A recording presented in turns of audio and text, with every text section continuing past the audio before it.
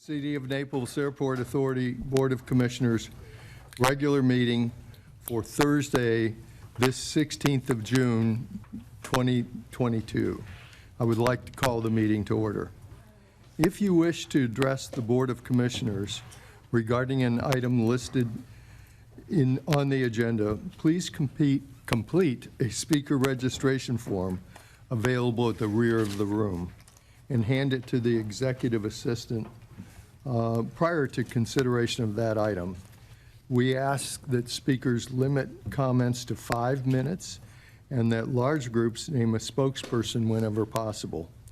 All written, audiovisual, and other materials distributed to the board or staff during this meeting will become the property of NAA and will be a public record. Thank you for your interest and participation. For the benefit of the audience viewing this meeting, I ask my fellow commissioners, staff, legal counsel, and any presenters to speak directly into the microphones. For the benefit of the presenters, the meeting is being recorded and will be available for viewing on our website. Lastly, please turn off or silence your cell phones and other devices before we begin. Roll call, Ms. Acosta, would you please call the roll? Chair Dustin. Present. Commissioner Cudahy. Here. Vice Chair Rupert. Here. Commissioner Messer. Here. Commissioner Leonard. Here. Okay. Pledge of allegiance, please stand. I pledge allegiance to the flag of the United States of America and to the republic for which it stands, one nation, under God, indivisible, with liberty and justice for all. That always makes me feel good. Yeah, me too. Mr. Rosansky, are there any changes, additions, deletions to the agenda? Good morning, Chair and Commissioners. Yes, we actually are requesting to remove an item under H New Business 2, the proposed residential rezone. The developer has asked that we postpone it until August when he can attend. And we were okay with that so long as he agreed not to take any steps forward, which he agreed not to do. That's Okay. the only change. Thank you.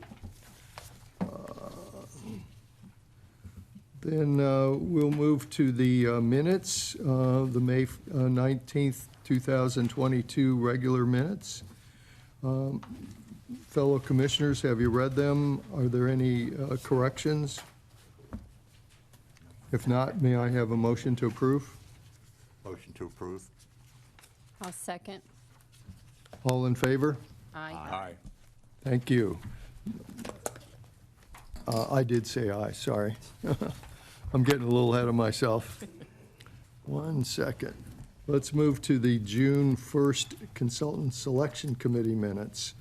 Again, fellow commissioners, are there any corrections? No. If not, may I have a motion? Motion to approve. I'll second. Motion and second, all in favor? Aye. Aye. Okay, let's move to Agenda E1, Fly Safe, Fly Quiet Initiative. Mr. Birch? Zach? Good morning, Commissioners. Good morning. Good morning, Commissioners. While David pulls this up for me, Zach Birch, Communications Manager for the Naples Airport. Thanks for having us. I wanted to provide you with an update on some of the Fly Safe, Fly Quiet initiatives that we've really intensified and worked on improving over the last, especially say 6 months or so. And so this is not necessarily a comprehensive summary because I only had an hour to give you this morning, but I wanted to give you an idea of some of the things we're working on that you may have seen and some others that you may not have. So just a little bit of info. The Fly Safe, Fly Quiet, we launched a number of years ago with really the goal of improving the curfew compliance, but also other noise-related issues. And really, especially in the last 3 to 6 months or so, we've really intensified that with a much more high-profile and active campaign to encourage that awareness and compliance. And as you'll see, it will really be impossible for you to go anywhere at the airport or not receive anything from us without hearing about the curfew in particular. These are two information cards, one targeted mostly at pilots, another one at passengers.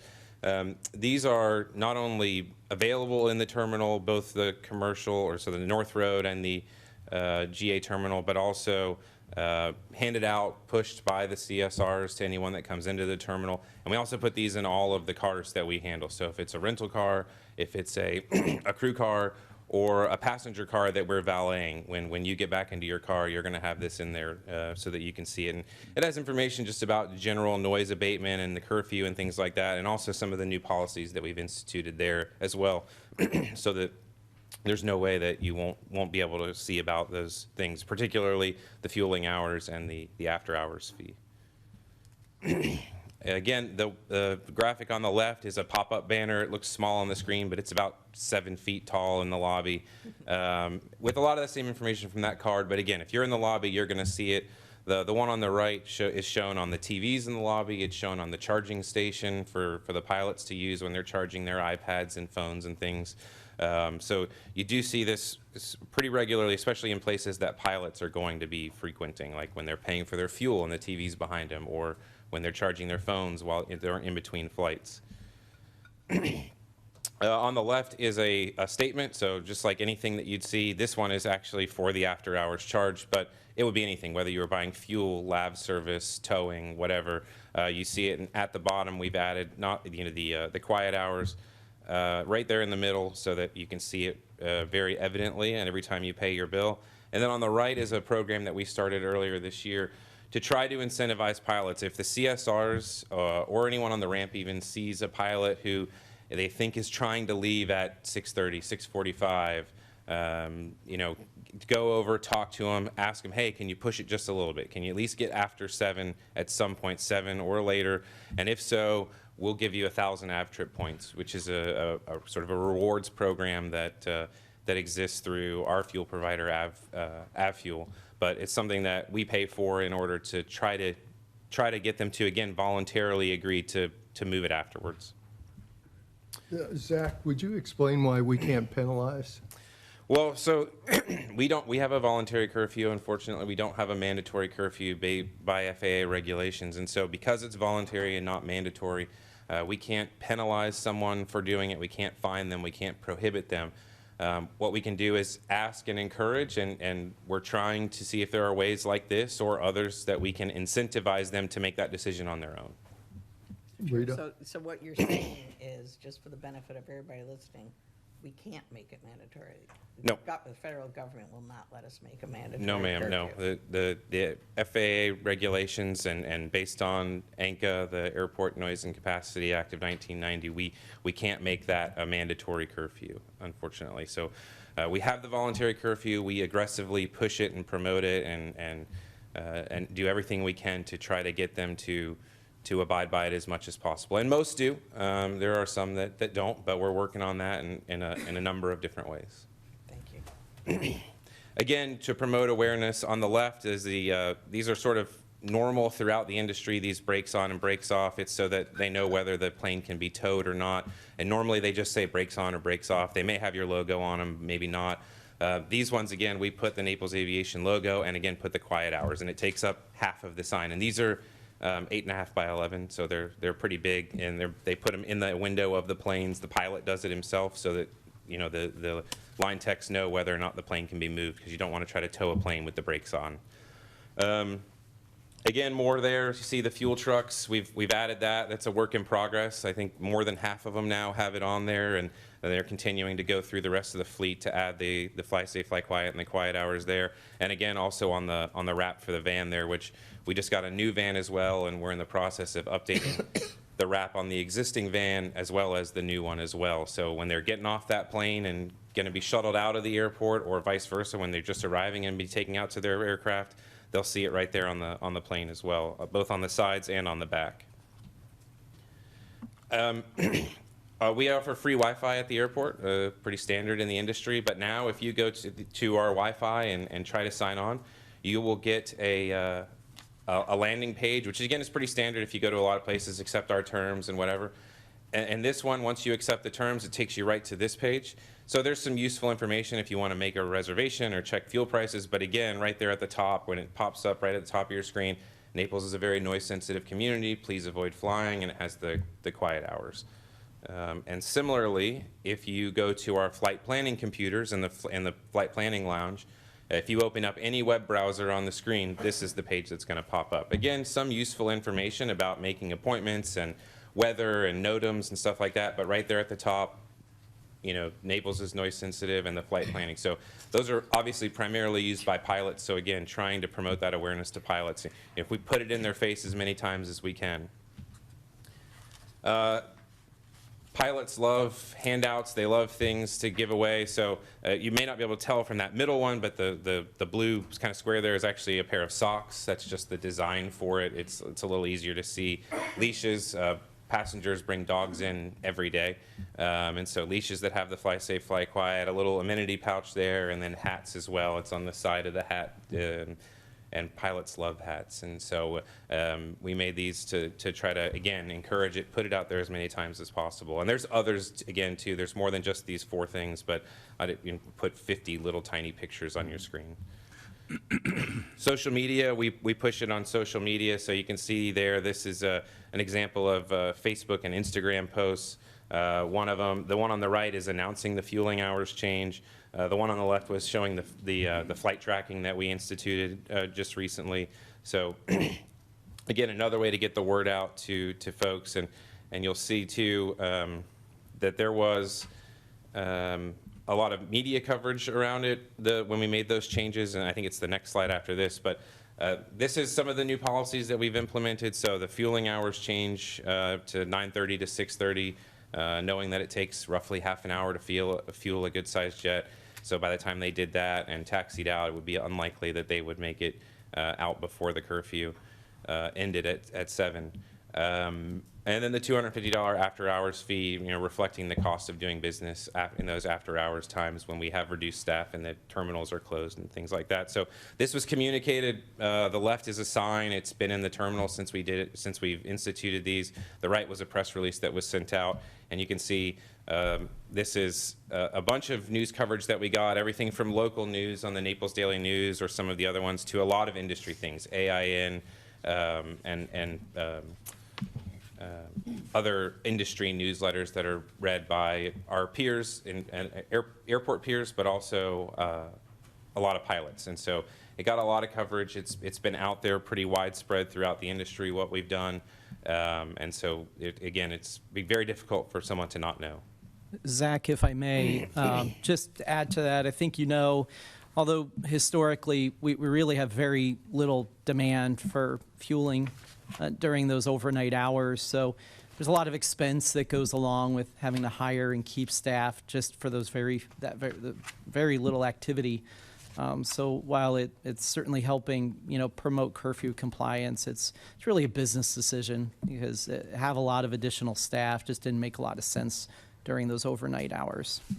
Right. Yeah. Minimal staff, terminals closed. You know, having to have someone there to accommodate an aircraft is an increased cost over what we would normally have. So new tenants and renewing tenants and leases. I know we've talked a lot in several meetings about the information that's in the leases. So that's just an example of one of the leases there on the left, and you can see section 30 of that lease, voluntary curfew hours. It has all the information. The one on the right is newer. This is a new form that goes in all of our badging applications. So if you want a badge, which I'm not wearing mine, but if you want an airport badge, starting pretty recently, maybe a month or so ago, you have to read this form and acknowledge it, just like all the other forms you do about security and all the other things. So another way, you know, if you are a badged tenant or occupant of the airport, you will have seen this and you will have signed on to it, that you read it. The flight tracking we've instituted a couple months ago. This is right there on the front page of the website, all the way at the top. You can see it's gotten some use. We're working on promoting it some further, and we've had some comments from the public about how much they like it and they appreciate it, and they've used it to not only see what was going on or determine if it was from us or just an overflight from another airport, like say Marco or Miami or RSW, and also to be able to go from there directly to the noise comments. Zach, have we had any comments from people that don't like it? I don't think so. Not that I'm aware of. Not that anyone who said that they don't like it. I know some folks would like it to be a little more instant than the delay, and I think that's something that we're working on. The delay also does give folks that opportunity, if you're outside on your patio and you hear a plane or see a plane, to be able to get to somewhere, or if it's a computer, an iPad, whatever. So it gives you that little bit of time that you're not trying to scroll back in history to see what that aircraft was. This is the curfew violator info that we started putting in the report that we do every month, and then we also located it or put it right on the top. You can see right there. This is an example on the screen of the home page of the website. So you see the flight tracking there, our survey, and then also the curfew report. So it's right at the very top of the home page of our website. And some new and ongoing ones, I don't necessarily go through all of these, but you can see there the fueling hours, the curfew, where and when we prohibit run-ups for jets, the ads that we've done in various industry magazines and pilot charts and things of that nature. One of the things we do a lot is, I know we talked about one briefly already, but dialogue with developers who are building near the airport or in the flight paths. And continuing those notification letters and phone calls to the curfew violators, the top violators for each month and for the fiscal year to date. So,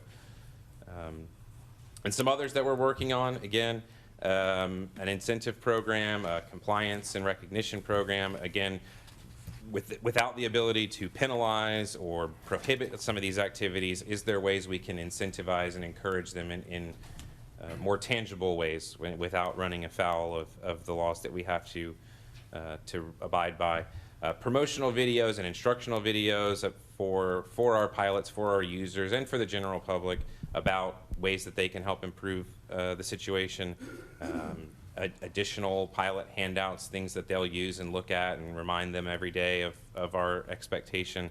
And a newer one is the purchase of electric zero-emission GPUs. They can be noisy, and so having those is just a further reduction of the noise, particularly obviously for those who live surrounding the airport. That's not going to make a difference if you live 10 miles away, but if you're one of those folks who lives immediately around us, it will make a difference. And that is it, unless you have any questions. Commissioners, any questions, comments? Yes. Yeah, Zach, this is great because you're taking a multifaceted approach. You're using education, you're using encouragement, communication, a little bit of a stick, a lot more of the little carrots. Have you gotten any feedback, and I know it's a broad picture you just painted, any feedback, strong feedback on any of the initiatives you took either way? So, I know we do those calls monthly. And not only us from staff, but I know Commissioner Messer and I know you, Commissioner Rupert, have had some interaction, especially with some of the operators, the larger operators. We've had a number of commitments to curtail some of those activities. We're waiting to make sure they follow through with it before we heap kudos on everyone that says that they're going to do something. So I think that's been very effective. But yeah, I think there's certainly been, and this is a progress report, right? This isn't an end of project report. This is not the end. We meet very regularly to try to come up with new ideas, and not just me and Amy and Diane, but throughout all the departments to try to come up with new ways. And so I think we've made some progress. I think we're going to continue to see improvements from the things we've already done, but also from some of the new ones that are yet to be developed. Okay, thanks. Well, we did get that letter that a friend of mine who's a NetJets user got and shared with me, that I believe was shared with everybody, that the efforts that you made, Donna, and you made, Rick, actually got through, because they sent a letter to all of their customers really urging compliance with our voluntary curfew.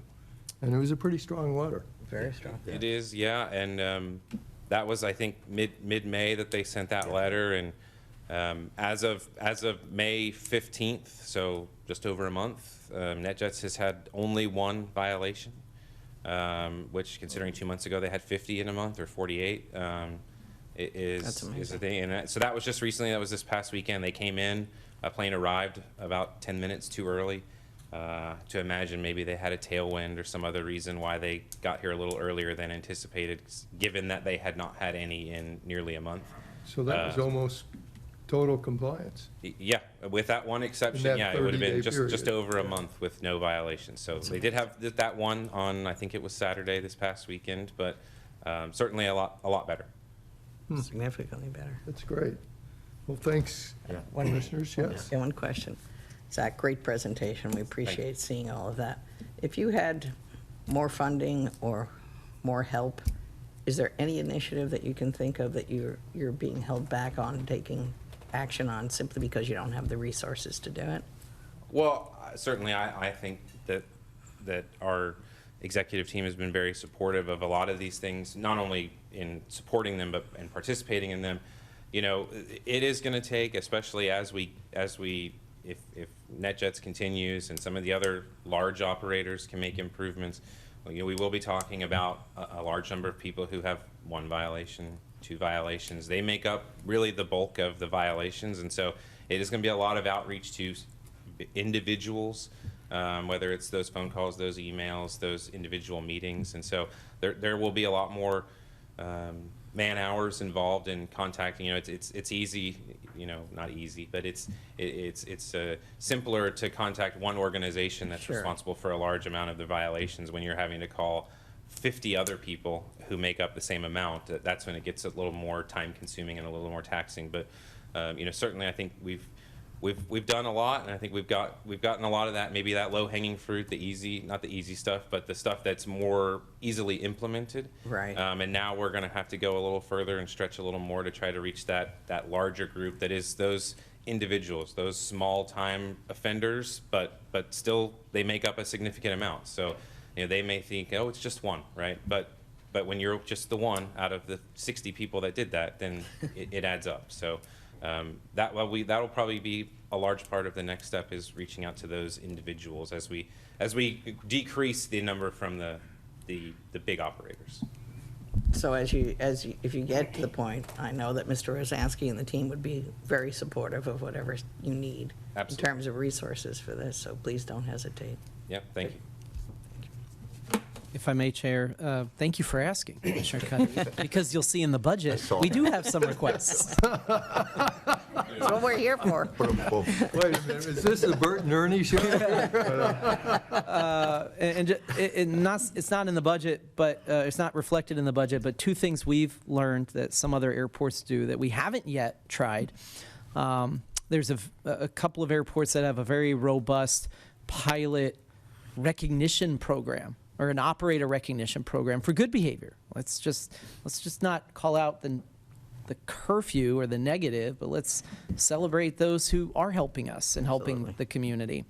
And then secondly, we've seen a program where it's a very intensive, mathematical calculated report card of every operator at the airport. Takes into account things like curfew flights, fleet mix, and how relatively quiet their fleet is, things like that. So I think there's a lot. There are some more things we can do that certainly require more staff and resources in the noise arena. A thought, along those lines, should we reach out and thank NetJets for listening? I think is it to date too early? it's been great to see. I think we'd like to see the rest of June before we get too excited. Okay. But that would certainly be part of that appreciation and recognition program, thanking those operators for doing the right thing. It's fantastic. Should I send another email, even though the other one wasn't answered? Just saying, you know, I'm still here, and we noticed, you know, and really in a month or two, to your point, I would Yeah. wait, you know, because the fact that last meeting, I remember being maybe a little frustrated that, hey, I'm trying to get a hold of this guy, and there's no response, and then the letter came out. So it might be appropriate, just said we noticed and thank you. I think that would be appropriate, and we actually have at least 3 operators now who've appeared on the top 10 curfew list over the past 6 months that have quickly faded away and no longer appear on that list, which is The other one was outstanding. Oaks Farm, I noticed they're not on the list. Okay, 4. I didn't count them. Okay. There's some other, a couple of other operators as well. Yeah. great. Plain Sense and Fly Exclusive. It just seems to me that our measurement period is the 30-day month. But if they really started May 15th and Right. by June 15th, we see that they've made market reduction, I think we ought to be commonsensical about that and use all the positive strokes we can. Plus, it increases dialogue. So Diane Cooper, who's been doing a lot of this effort or whatever, might make sense. Donna, what are your thoughts? Yeah, thank you for that, because I was just going to ask you if I could speak. First of all, I know this has been a while coming, but it's been a while building, and I just want to say thank you to Zach, because the outreach has been tremendous, and to you and Diane for doing that, because it does take a village, and it's a special kind of working with the operators and our tenants to make that happen. And building those relationships, because it's about all our stakeholders. And that's where we have to have a delicate balance. And it's happening, it's just, maybe it didn't happen as quickly as we wanted it to, but it's happening, and we will continue to build it over time, hopefully. So thank you for that effort. Yeah, and thank you, and for Diane and for Amy as well. And again, it's not just us. All the other departments are involved, and a lot of these, especially the display ideas and the handout ideas, came from whether it's FBO staff or operations staff. They know the pilots, they know where they go, they know what they do. So it really was a team effort. And again, we're happy to see those commitments and see those numbers come down. We're certainly not complacent. We're going to continue to push the envelope and see what other ways we can continue to do that, and then also to use these successes. Hey, if they can do it, why can't you? To kind of push some of the other ones to say, hey, if NetJets can do it, if PlaneSense or Fly Exclusive can do it, then you can do better too.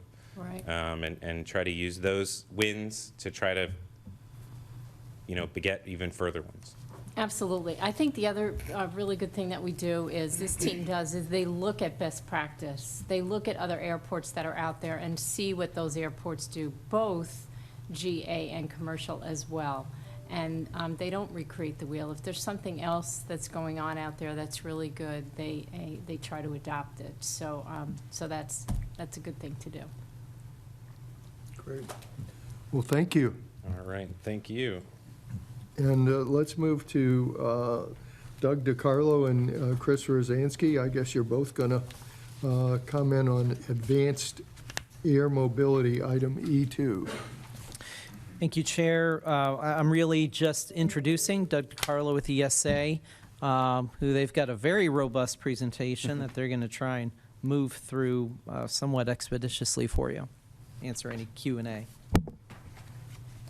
Yes, good morning. Thank you, Chris. And actually, Mike Arnold and I will be tag teaming this. But first off, it's good to see you all again. I haven't been in town in quite some time. And happy to be here again. And we do have a lot of information in this presentation, but obviously you recognize you have a pretty full agenda. So we will kind of go through it, quickly, for lack of a better term. But by the same token, be more than happy to answer any questions after the fact, so or after the presentation. So with that, let me go ahead and get started. Kind of want to look at this as an AAM 101 for you all. There's a lot of pieces and parts to this. People are hearing things on a daily basis, so we just want to kind of cover some of the things that we know, some of the things that have been envisioned, and where this may be going, and more importantly, how it certainly may affect this community and your airport. What is AAM? The acronym, and we use so many in our industry, but it's the Advanced Air Mobility. And if you will, I'm going to read from NASA. NASA's been involved in this. They're more of the visionary side that started way back, but I think their definition of AAM is probably one of the most comprehensive, and it's an air transportation system that moves people and cargo between places previously not served or underserved by aviation, whether it be local, regional, or urban, using revolutionary new aircraft that are only now just becoming possible. And that's kind of a key in my mind, is that this is new technologies in the aircraft world. So Some of the possible benefits you see here, obviously to serve some of those underutilized areas, different forms of mobility, but also to lessen congestion on other transportation networks, certainly roads. There's time improvements or time efficiencies involved. And you'll see here on the second bullet that these are smaller aircraft. Some of you have probably seen some of these. Between 2 to 6 is pretty much the range that most of the manufacturers or developers are looking at. So let's talk about those aircraft types. eVTOL is really what we're talking about in AAM, and that is electric vertical takeoff and landing. Certainly we have VTOL aircraft out there, whether they be helicopters or some of the tilt rotors. And if you see down there at the bottom left, we have these are the main examples of the eVTOL aircraft under development or being researched, as if you will. There's the multi-copter, which I think of as a full-scale version of your neighbor's drone that's flying around. The lift and cruise is more that tilt rotor that's in existence today. That's like the military's RV, the Osprey is probably the best example. But again, keep in mind, these are all electric aircraft, so that's the big difference.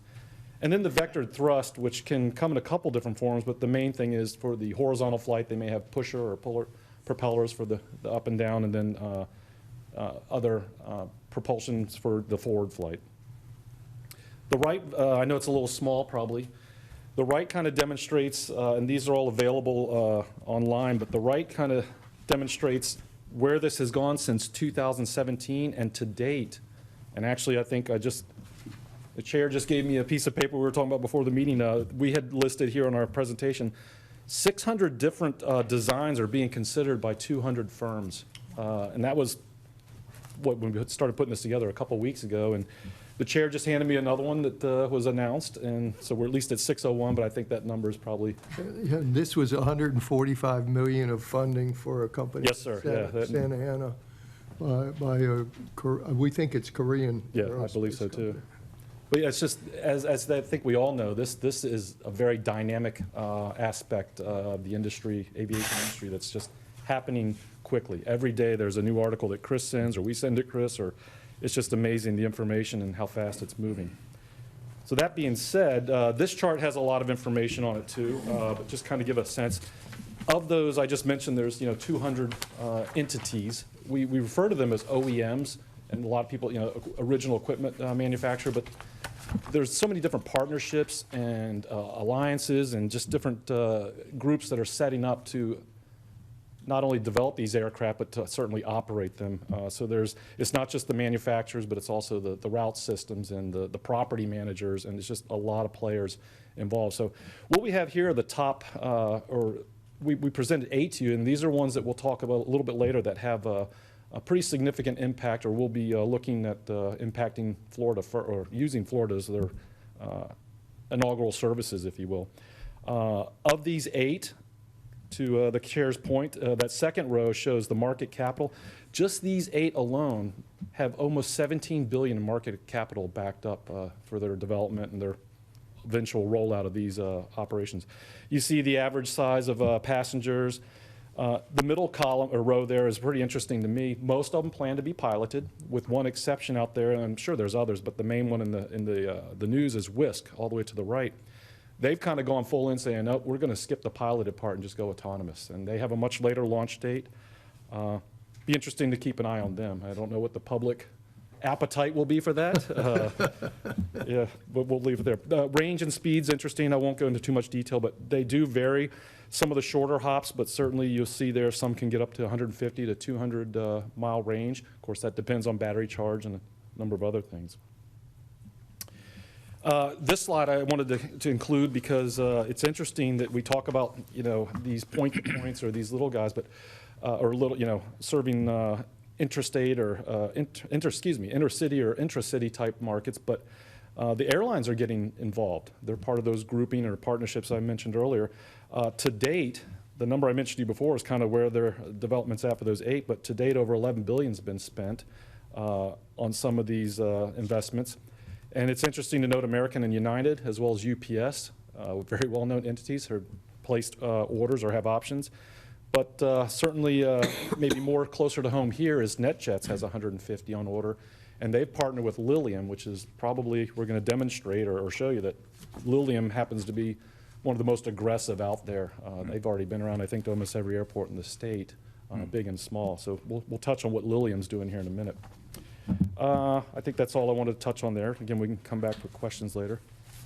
Key stakeholders involved. There's a lot have been involved, a lot will continue to be involved, and there will be probably future stakeholders that haven't quite been involved yet. But kind of quickly going around the circle, you know, NASA was visionary in some of these things and the technologies way back.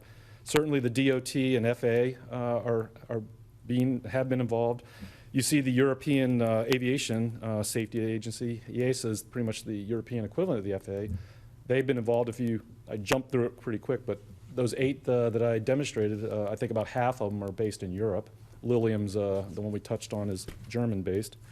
Certainly the OEMs, utility service providers, they're certainly going to have a role in this. The power requirements, the charging infrastructure, those sort of things are going to be substantial.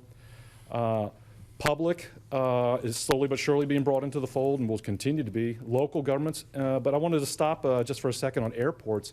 What's interesting to note is that the airports aren't really driving a lot of the decisions just yet.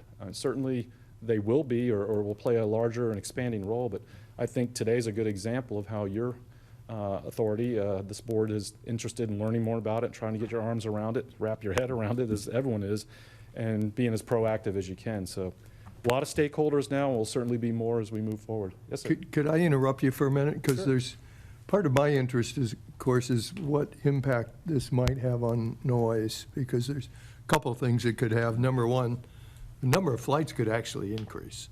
But number two, the sound is substantially lower. Could you comment on that? You know what, if I may, I'll defer. Mr. Arnold's going to touch on that. We have a Okay, whole slide on that's that. fine. And there's a lot of good questions around that topic, because Okay. none of them are really, well, there's certainly prototypes flying, but none of them have been certified, let me say that. Yes. That's another challenge, Right. certainly on the federal, the FAA side and regulating these. Big change. So yeah, we'll certainly address that in a slide or two later. The other thing I wanted to point out on this slide is the last 2 bullets there, or the bottom 2. Earlier this year, or not too terribly long ago, both the House and the Senate at the federal level had their transportation committees develop advanced aviation infrastructure modernization acts. They both had very similar bills to this extent. And just this past Monday, the House passed theirs.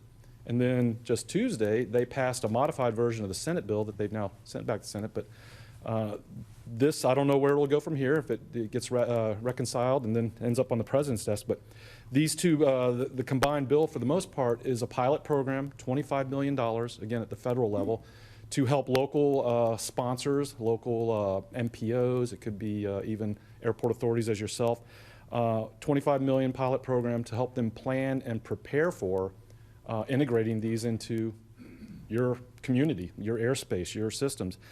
There's also a sidebar on that once the FAA certifies the first 2, some of those monies, and I don't think $25 million is going to go very far, but again, it's a pilot program, some of those monies could be used ultimately for construction. So it's interesting to see that at the federal level in Congress, they're certainly keeping a pulse on this too. So we talked about, or I mentioned once or twice, vertiport. That's where these guys will end up, taking off and landing from, if you will. Very, very similar at this stage to what we think of for helipads or heliports.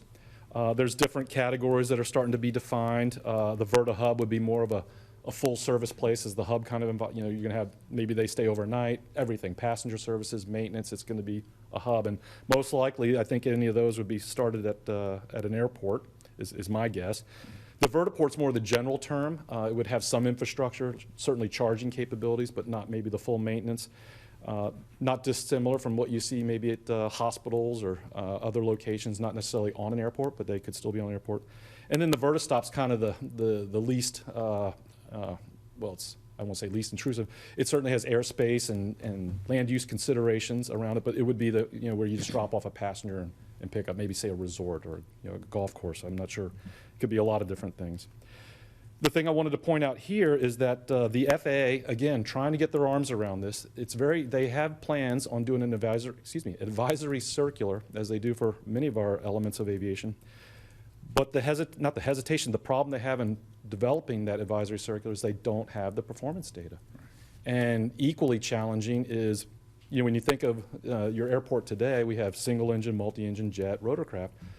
Those have been around for a while. We have categories of jets, small, large, single propeller, turboprop, those sort of things. Very easy for the FAA to have all the data on categorizing and grouping these aircrafts. What does this group need for runway length, width, those sort of things. Not so much here.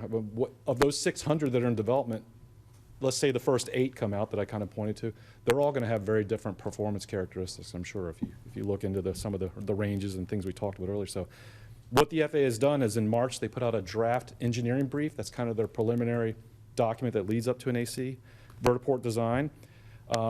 Comments closed in the middle of April. They're taking those comments, they're already developing it to try to be a final document at the end of this year. But the actual advisory circular, they're looking at maybe 2024. Again, they need to get some aircraft certified and see what they can and cannot do to fine tune those design requirements. So it's evolving, but it's certainly not done yet. And that, I'll turn it over to Mike real quick. Can I have a quick question? Yes. Can I? Messer? Yeah, just one quick question. After the certification of the aircraft, how long do you think it will take FAA to voice its comments? After the certification of the aircraft? Yeah. I'm not sure if because once the aircraft's certified, Well, I'm their sorry, not after the certification of the aircraft.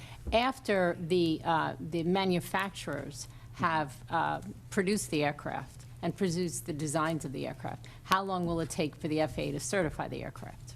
I'll be honest, I know a lot about aviation. The whole certification side is probably the most distant in my experience, and my guess is that's going to be a pretty lengthy process. Yeah, so in other words, Yeah. when could this be put into practice? Okay, so, that's a good question. basic If you go back to the table I had before, the 8, Yeah. just those 8, I think the earliest is the one that the chair's handed me says 2023, but the earliest is 2024, and I think that's a pretty aggressive schedule on the OEM's part. But they're pushing for it. These operators, these OEMs are very aggressive. I just don't know if they'll get there, because then there's the whole pilot certification side that's being 'Cause talked about. they- This These have- sounds really aggressive, that sounds Yeah. really aggressive. No, I agree with you. Many of these planes are made, and they've run test flights, et cetera. Right.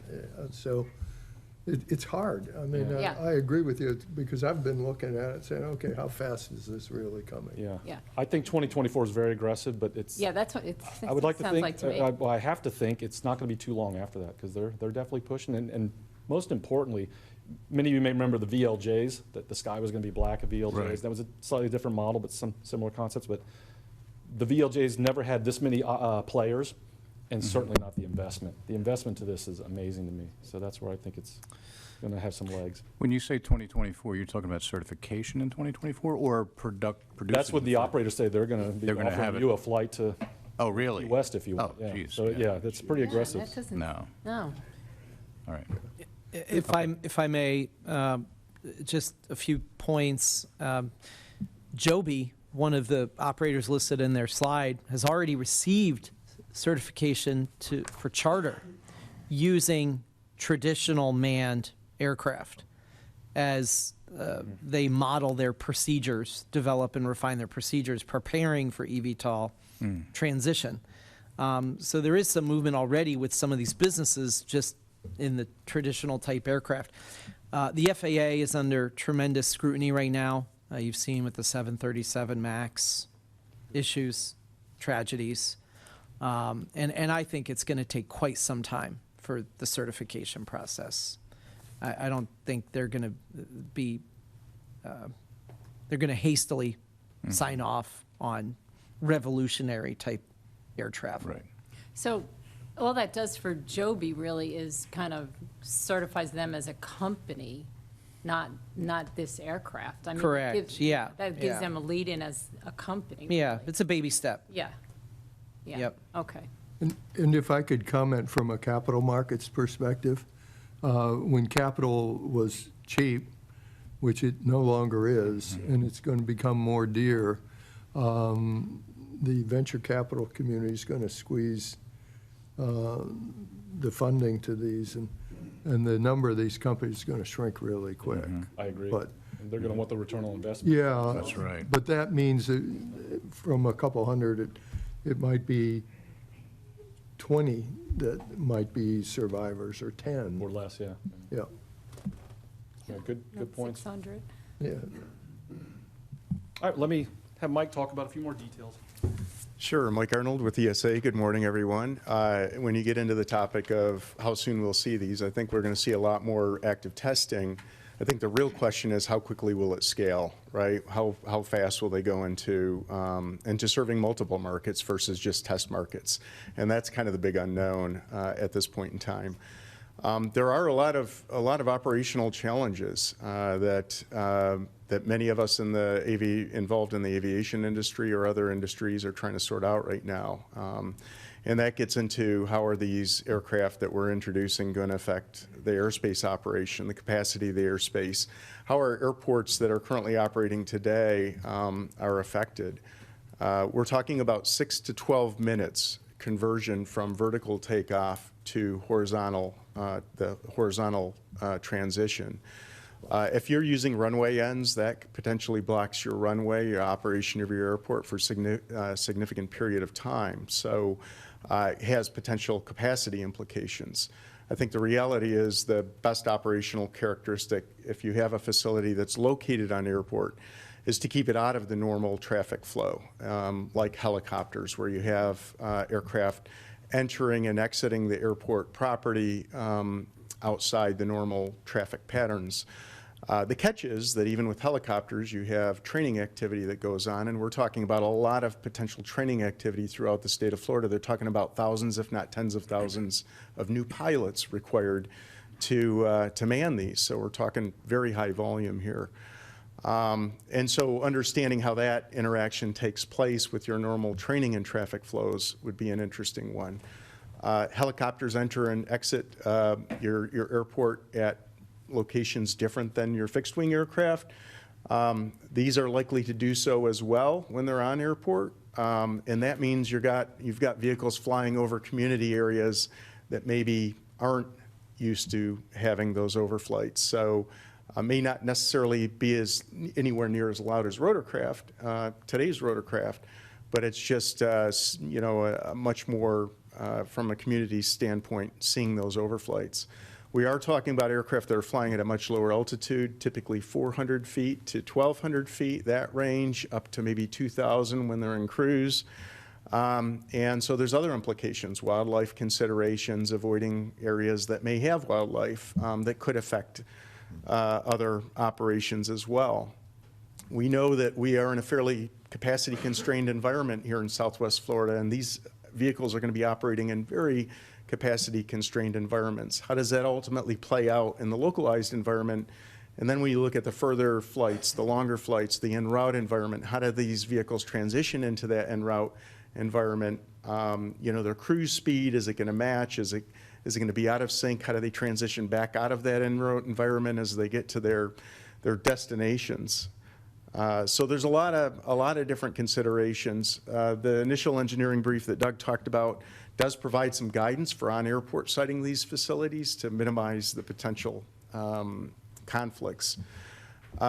There's a variety of other emerging technology, not only the vehicles themselves, but the electrical infrastructure to support them.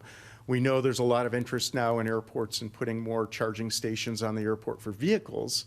This takes it to a whole nother level. The amount of power that's required to charge these, we're talking about, some of them they're talking an hour or even down to 10 minutes getting to a full charge ultimately on these. And we're talking about a very high volume of electrical need. And there is no common standard for the industry right now. It's all over the place. And that means that there's the potential that we could see multiple facilities developed in and around different locations. If there's a popular location to serve, we could end up with 3 different facilities, 3 different Vertis stops serving that one facility, kind of like gas stations on separate corners, and that adds, complications. So how do you regulate that? How do you identify who gets to operate a facility at a certain location? There's a lot of things that are still getting sorted out and worked out. But the energy aspect of it is a significant one. The battery technology is a little bit different for some of the users. There's just a whole variety of different elements on the electrical side. The community integration, NASA did a survey earlier this year, only about 2,500 people, but just to try to get insights into how the community is going to react to this. And, you know, interesting enough, that the community is interested in having access. Fairly large part of the community is interested in having quick access to this type of activity, especially when you're in more urban areas. When you're in more rural areas, you know, they're interested in it, but maybe it's further away from your specific location. But the primary concerns that have been identified through the survey process were safety concerns. If we have aircraft overflying people that haven't been used to being overflown or at altitudes that are lower with fairly new technology, you know, that's a potential concern. Noise and visual disruption, privacy concerns. Now you have people that are flying relatively low over your house, concerns related to that. There's job generation interests. There is a fair number of jobs that could come with these new operators. Obviously, a variety of environmental effects and equity concerns. When it comes to the noise side of things, it was already referenced, the Joby was referenced. Joby testified, the CEO of Joby, in a House hearing earlier this year in March on aviation noise. And so it was interesting, they brought in a eVTOL operator to participate in that testimony. And the one thing that the Joby CEO indicated was that the goal of the OEM developers of these aircraft is to have a noise signature less than 70 decibels. So 70 decibels, you know, is still noticeable. If it exceeds 65, that's when it starts to interrupt, you know, communication, local, you know, two people talking to each other.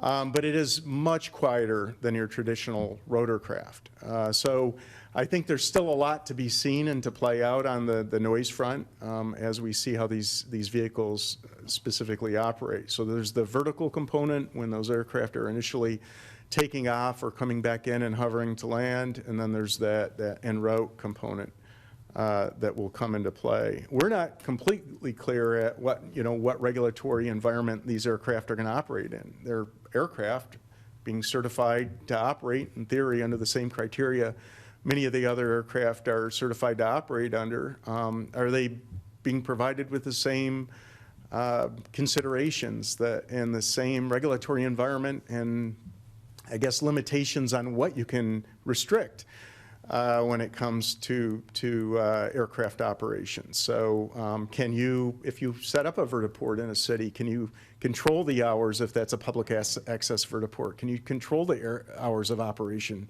for that facility, or do you have to provide access during greater hours? Some of the same challenges we're dealing with at the airport here, right? So some of that side of things is still evolving a bit and, still remains to be seen. I'm going to turn it back over to Doug, and he's going to walk through some May of I the... ask a Yeah, question, go please? ahead. Why do these things have so many propulsion units, whether it's props or what Lilium looks like has little turbines? I think it has to do with just the sheer volume, the way that the power is generated to create lift. You have lots of smaller motors, electrical motors, that are using multiple rotors to generate that lift and that thrust. What ends up happening is that you do get a different noise characteristic. So rather than oftentimes you hear the engine noise or a propeller noise as well on helicopter aircraft, in this case you're going to probably hear more high-pitched whine. These propellers turn at a much higher speed. And while they might be quieter, it's a completely different noise signature that the community is used to as well. So, but it's really, multiple motors being fueled by those rotors, and you don't need quite as much torque on each one of those individual rotors to create that lift. It's reminiscent, in my mind, of the early days of manned flight. After the Wright brothers, you'd see some of these airplane designs. Some of them had 3 or 5 wings, or motors going down the entire leading edge of the wing. I almost wonder if this will continue to evolve and they'll refine it to where you could end up with few motors, because the more props, the more noisemakers you have. Ms. Messer has a comment. Yeah, just two questions, Mike. First of all, you talked about the need for training pilots, and we already have a pilot shortage now on the airplanes we have in existence today. So now, by 24, 25, 26, maybe some of that will be relieved, maybe not, and this could exacerbate that, I don't know. So that remains to be seen. It's very true. In fact, the aviation universities are being pushed to establish, whole programs related to this particular industry. Embry-Riddle has been pushed, has been one that's been, it's been promoted for them to develop a program. I think FIT may already have a program that's been initiated. But what that looks like ultimately, there's the whole maintenance side. There's a whole evolution of these different aircraft types, as well as the pilot aspect of that, and the shortages that the industry is already dealing with. Right, industry is already prioritizing where they are serving and how they are serving markets because of the pilot shortage. That is driving a lot of their decisions right now. Absolutely.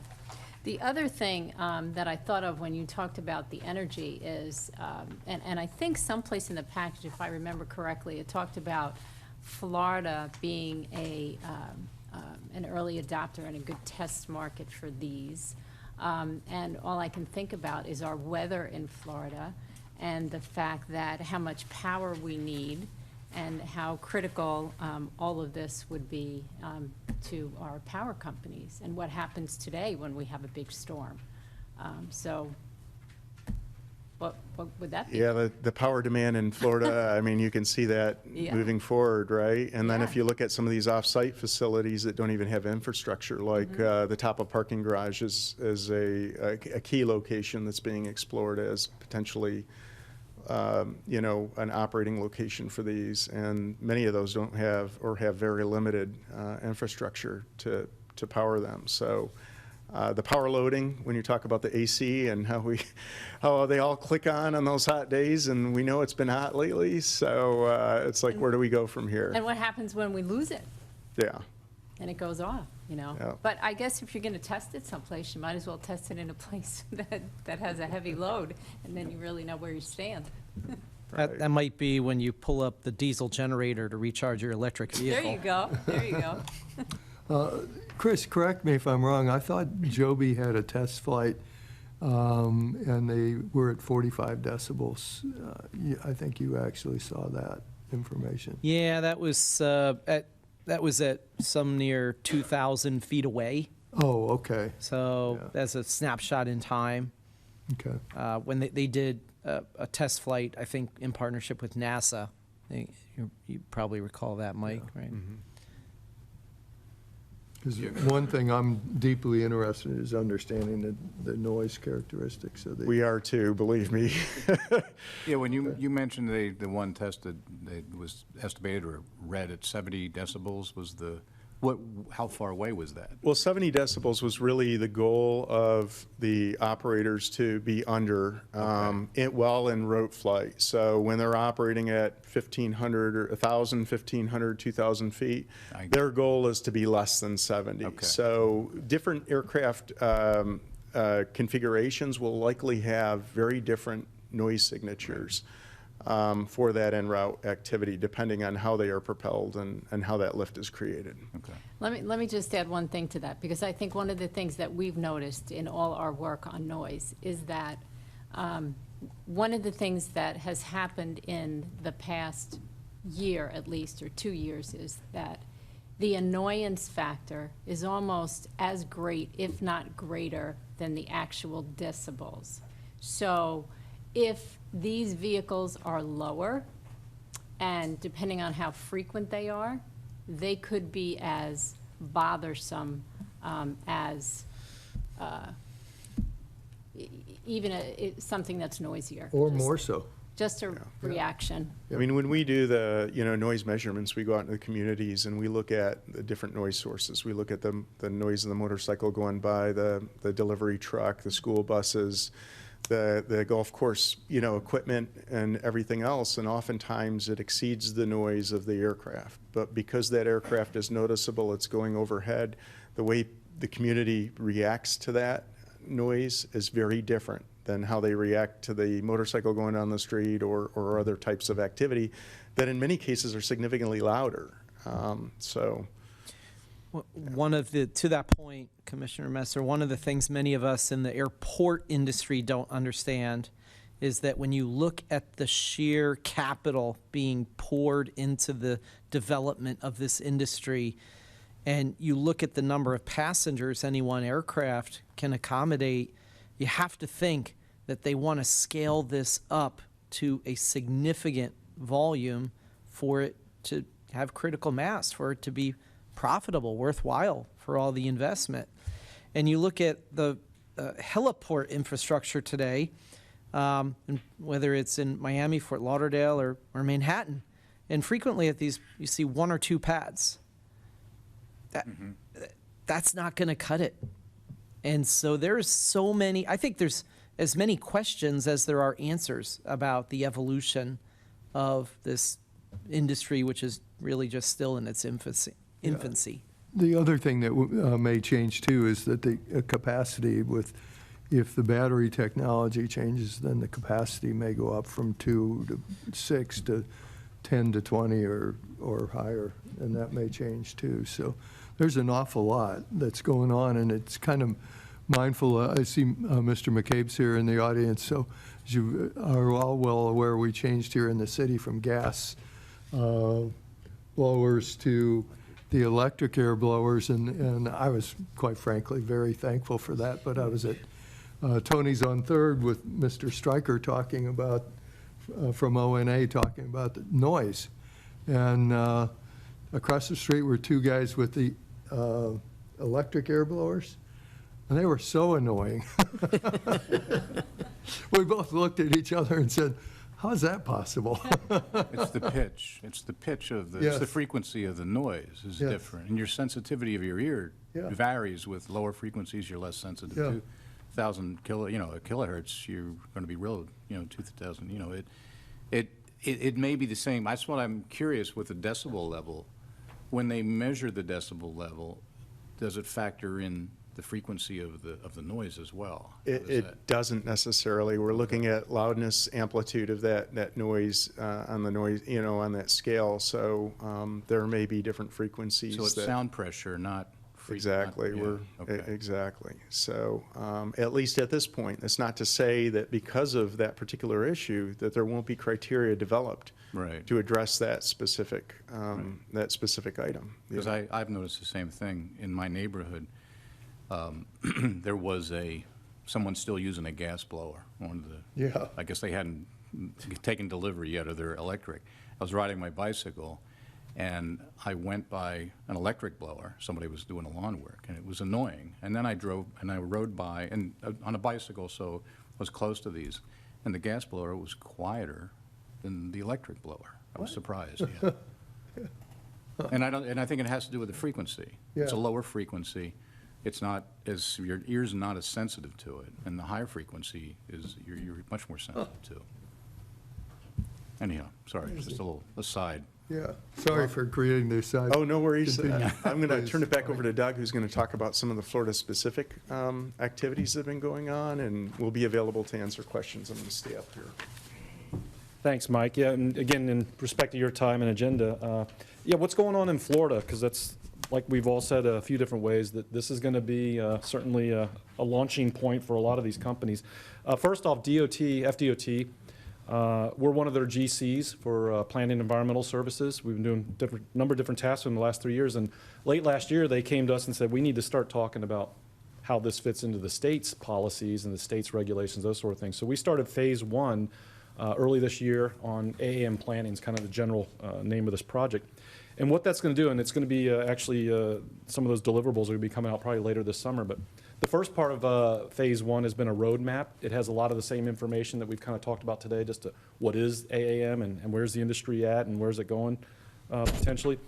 But then it shifts to the current excuse me, state regulations and certainly with respect to licensing of facilities. So we start folding in the airspace stuff.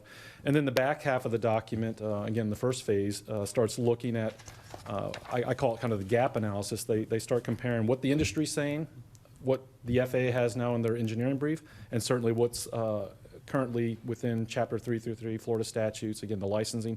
Where are there overlaps, where are there gaps, you know, what are going to be some of the issues moving forward. So it's really to start to set, it is setting the stage for documents that local leaders like yourself can start also using to help not only answer some questions, but create, you know, specific questions maybe for your community. The last half of that Phase 1 is going to include, and we just started that, 30 airports in the state of Florida, of which Naples is one of them, where we're going to look at just the immediate airspace. Kind of like Mike alluded to is, okay, we have traffic patterns today at Naples. We have certainly what we call the Part 77, other surfaces that protect for tall structures and that are more of a planning type of thing. But how can once we map out all the different surfaces, more than most of you have probably even seen in the master plan or 150 study, how then can the AAM operations possibly fit in or out of that? Again, as Mike talked about, is it off of your main runway? Is it near the heliports? Or is it its own new site? So a lot of different questions to kind of come up in that second half.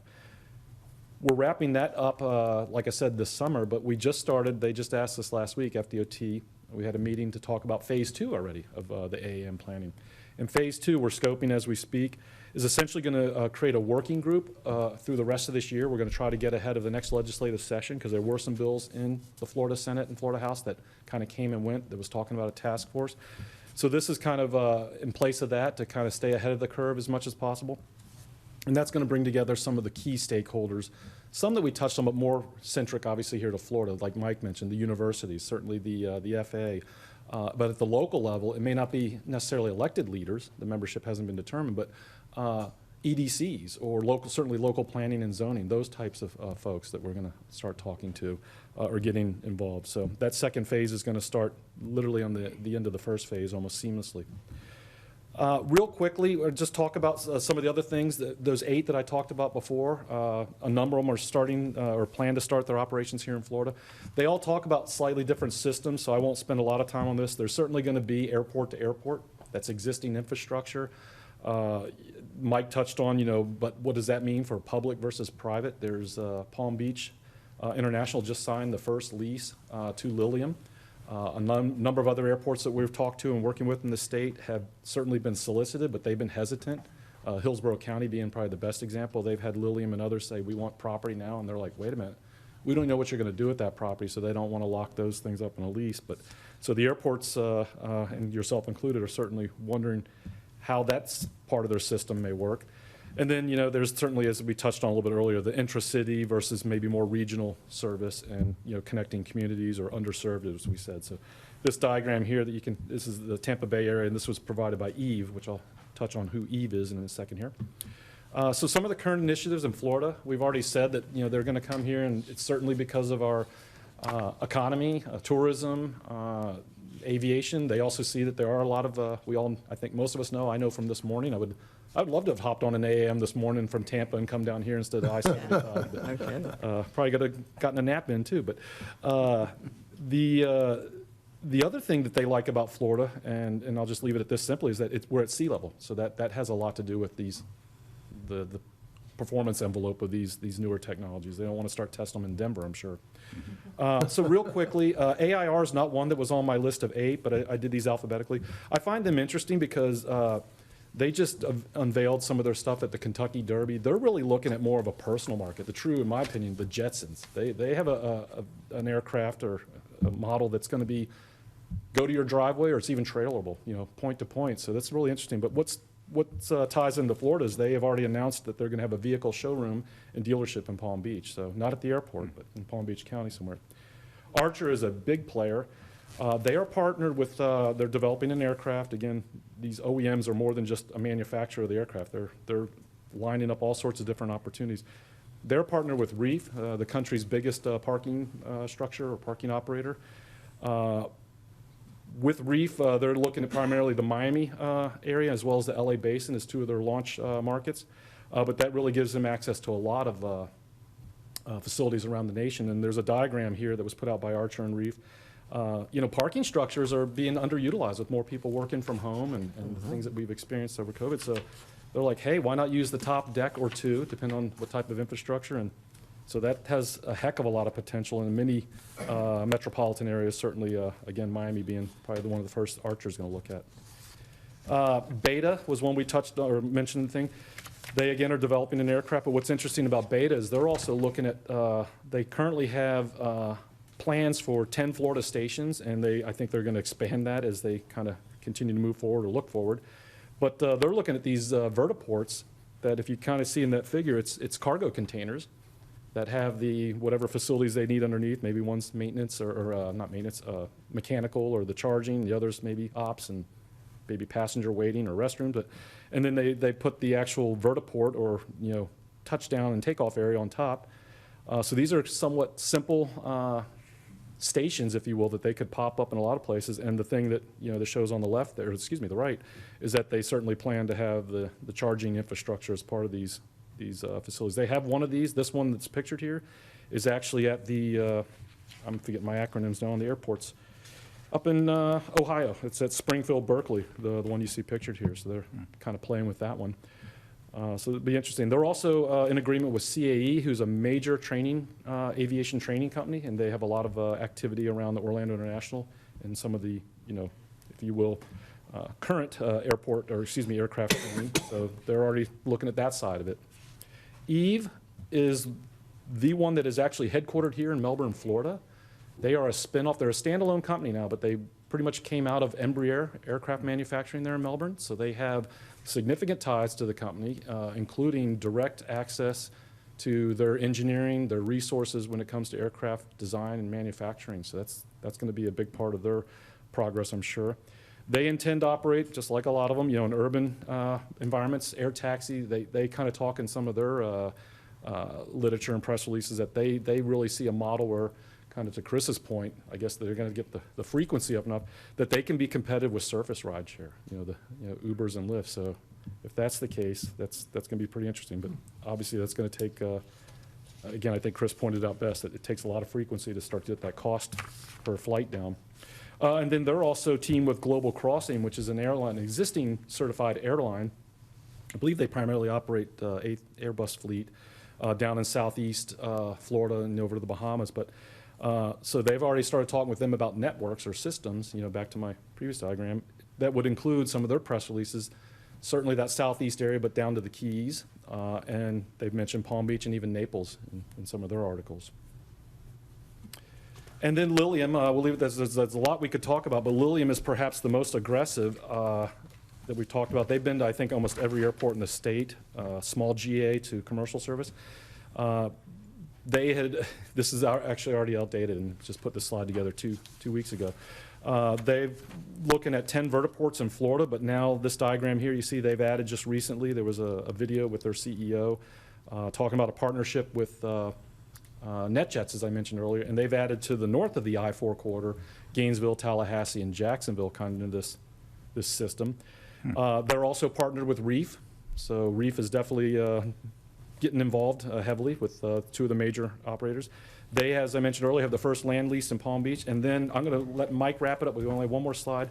They also had announced a couple years ago the first vertiport will be in Lake Nona, Florida, which is right outside Orlando International in Mike's backyard. If I could highlight for the board's benefit, none of these operators have directly contacted us. We've just seen these things on the internet. I thought Lilium came, you're one of the few they didn't. I mean, they've been to Albert Whitted. And they have not, Okay, I apologize. to my knowledge, they've not visited us. You've seen some of their papers, though, did they? Yeah. I mean, that was almost 2 years ago. So Lilium's proposed expansion or proposed facility in Lake Nona, it was the very first kind of hub announced in the United States. Totally took Orlando International Airport off guard. It's immediately located south of the airport. right off the extended center line of one of the primary runways when the aircraft are at a fairly low altitude. So the airport wasn't in the decision-making loop associated with that facility. I see it as a true cautionary of the types of things that can happen right out of the gate.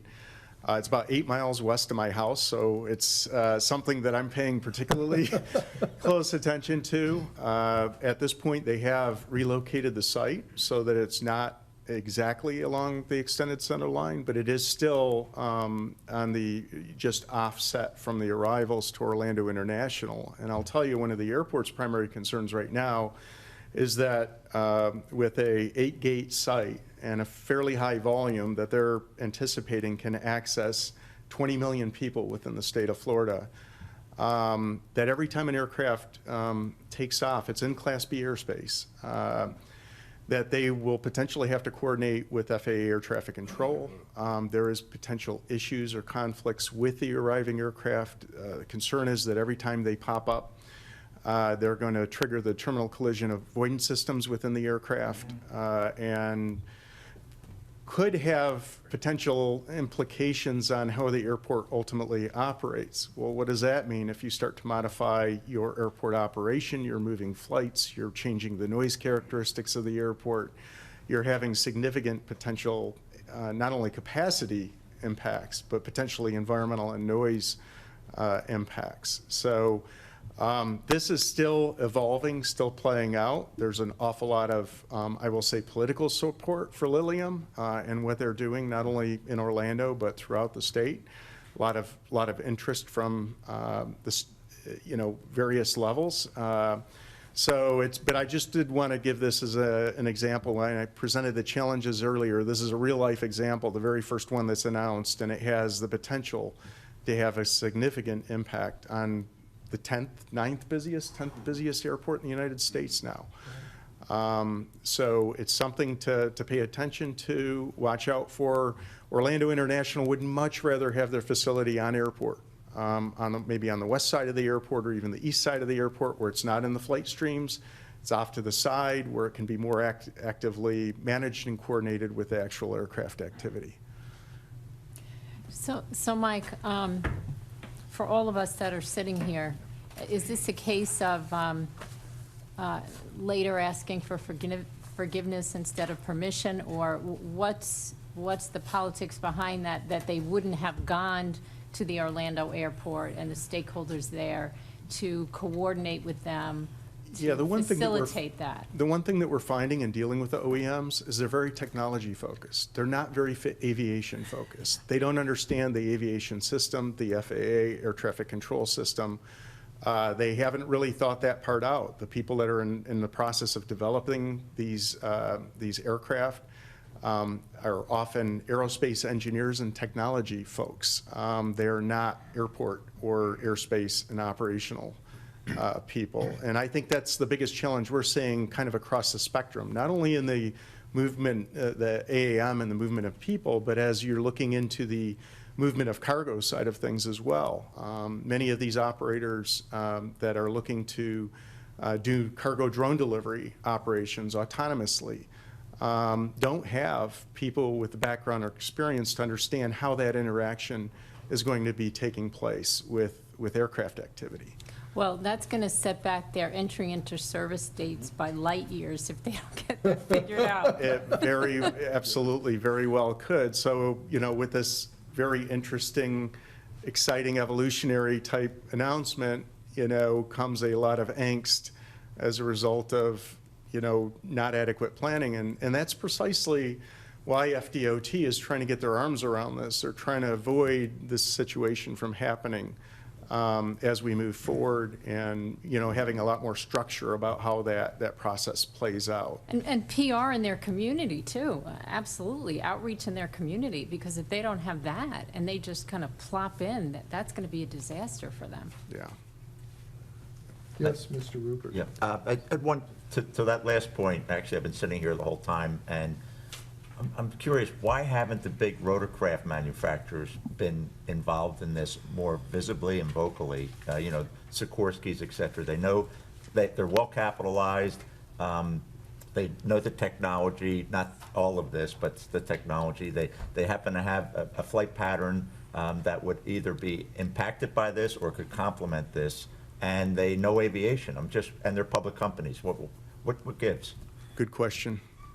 Yeah, I can't answer that, Doug. I don't know if you have insight into that The particular. little bit I can, when I mentioned the FAA put out the draft engineering brief in early March, yeah, it was at the end of March, they hosted what they call, the FAA does typically, Industry Day, and that was actually hosted in Texas by the Helicopter Association, HAI, I'm drawing a blank on the acronym.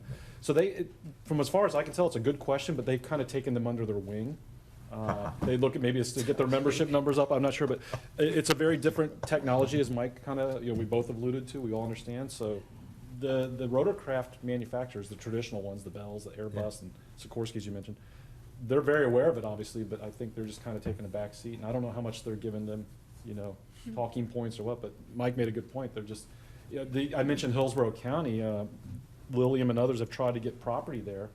And I don't want to mention Lilliam by name, but the people, they say, well, if we can't have property on the airport, we'll just go right outside the fence. And the airport's kind of like, well, that's fine, but you're still within the Class B airspace. It's still some of the same issues, as Mike pointed out in late notice. So, yeah, that's going to be a challenge. So, and by the way, that's part of the DOT side of it too. They want to make sure that, again, it's not necessarily the elected leaders, but let's get the planner, the county, city planners and zoners involved so that we can beef up Chapter 333 or other statutes that help you address incompatible uses in or inside the airport. So. Okay. Yep. I think I don't know if you want to do the wrap up, Doug. on that. Well, I think, we touched on all these. It's just, there's a lot coming. I think that's the easiest way to wrap it up, and it changes almost daily. So, in respect to your time, again, we'll be more than happy to answer any other questions. Any other questions, commissioners? I want to thank you, because I've been pushing to get this presentation because I have been watching the field, and quite frankly, I was looking forward to learning more myself, because it's coming fast, and I think we need to be aware of it, because I don't know how it's going to impact us, and I don't think anybody does, but we need to be aware. Yes? Just one question. What's your advice for us as an airport authority on what do you think we should be doing now? I think you're doing what you can, being proactive. Getting this on the agenda. Chris was one of the first. I mentioned earlier that FDOT sent an invite out to all airports in the state, 130 public airports, to participate in their study, the current phase. Chris was one of the first to say, yes, we'd be happy to.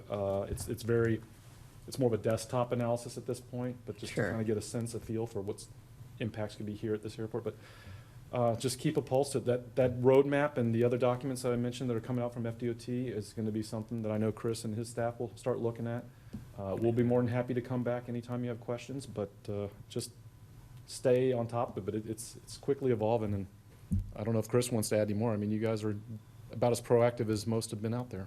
Well, I appreciate that, Doug, but I would add, I think the city and the county should be educated, brought up to speed as well, because somebody's going to come knocking on the door, and it may not be at the airport, or maybe somewhere out in the county, right. or elsewhere in the city. Yep. And so, we would want to work closely with them and help trying to sort it all out. But I think that'd be a good next step when we have opportunity. Good suggestion. Great question. Thank you. Great presentation. The last thing I'll That's say very is helpful. this is from NASA. This is not Naples or any vision that ESA has, so I just wanted to make that clear. Thank you. Thank you. Y'all have it's good seeing you again. Thank you, gentlemen. Let's move on to item E3, Naples Museum of Military History. Mr. Rosansky. Thank you, Chair. Today with us, we have Dave Hines from the museum, who's going to speak for a few minutes, and I don't want to steal any of his thunder, but as you know, the airport has for many years hosted the museum in the former commercial terminal. We now call it the North Road Terminal, since there's no airline service there any longer.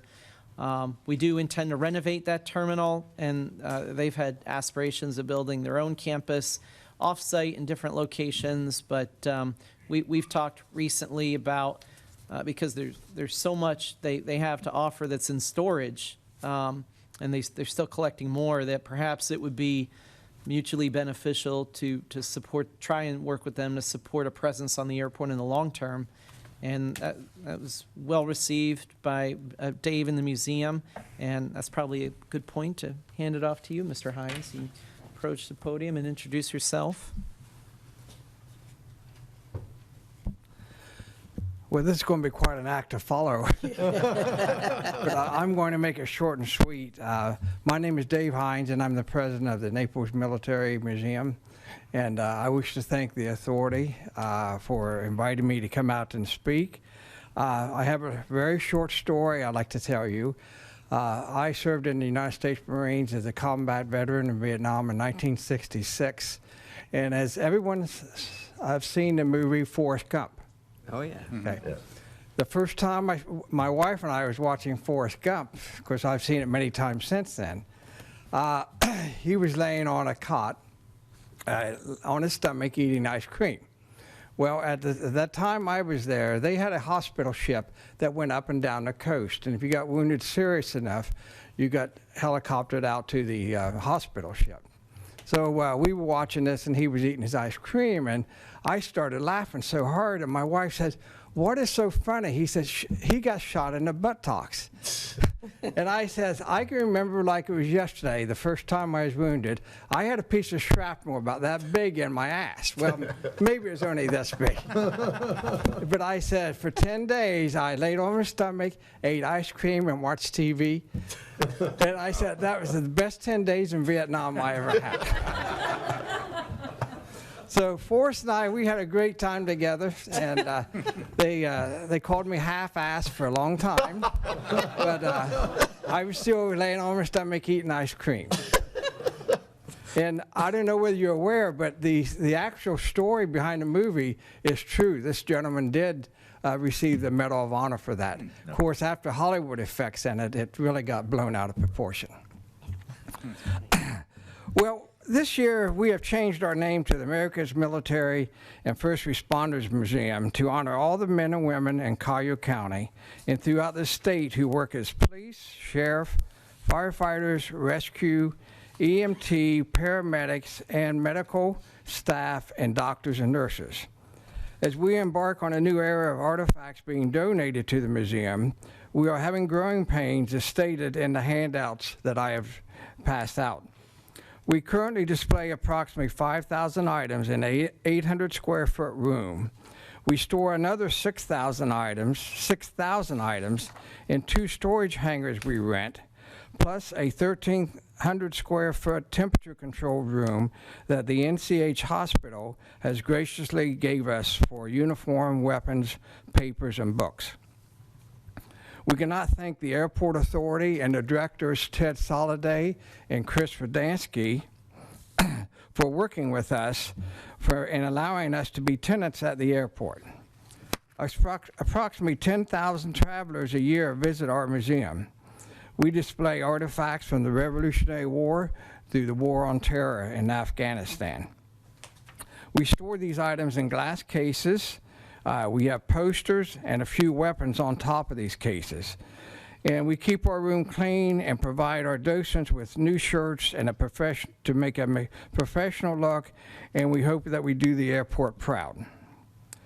As we talk of another facility maybe being built where the Civil Air Patrol building stands, I wish to request a much larger space to move our over 12,000 artifacts, with the museum hiring a staff plus bringing in professional people to set up a true to life display to make Naples and Collier County one of the best museums honoring veterans and first responders. We also have support from the Collier County Commissioners and Collier County Museum System to work with us. We will be seeking a CEO, curator, design team, and gift shop manager in our operations. We currently have 2 great people working with us on grants and marketing, plus we have a new website, which is amfrm.org.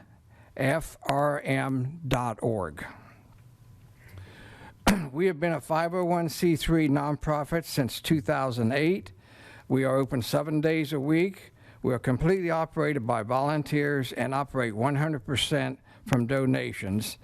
And plus, we offer free admission. It's the best bargain in town. It all started with a few military history buffs in 2011 to snowballing to approximately 12,000 artifacts. Feel free to stop by our North Road terminal and visit the NCH Baker and the NCH North Hospital, which we have a sample display case on viewing at, near the cafeteria at both of those. We also, if you have a few minutes, to stop right next door to City Hall. We have got a display case at the front and rear entrance to City Hall, and we are currently displaying military artifacts at the Collier County Library on Orange Blossom Road off Airport Pulling. Thank you very much. Thank you. If you have any questions, I'll be Any feel free to questions, answer. commissioners? Rick? Just one. Dave, first of all, thank you very much and appreciate your service Oh, thank to you. this country. As far as the visitors to the museum, give me a feel, how much of those would be what you would consider to be local, not necessarily Naples only, and Florida versus outside of Florida? Well, it's surprising. We have been here for 11 years at the North Road Terminal, and we still have people that lives in Naples and Collier County says, I've lived here for 20 years. I never knew there was a museum. And we put out displays, we advertise in the newspapers. I don't know whether they've got blinders on or they're just not interested in the military. But once they see the museum, they're just fascinated by what we have. And it's unbelievable, the items that comes in there. And we have items being donated all the time, each week. And I would say probably only 20% are local. Okay. I mean, we have people from all over the world. And we have artifacts from the Japanese, when we fought the Japanese, and even German.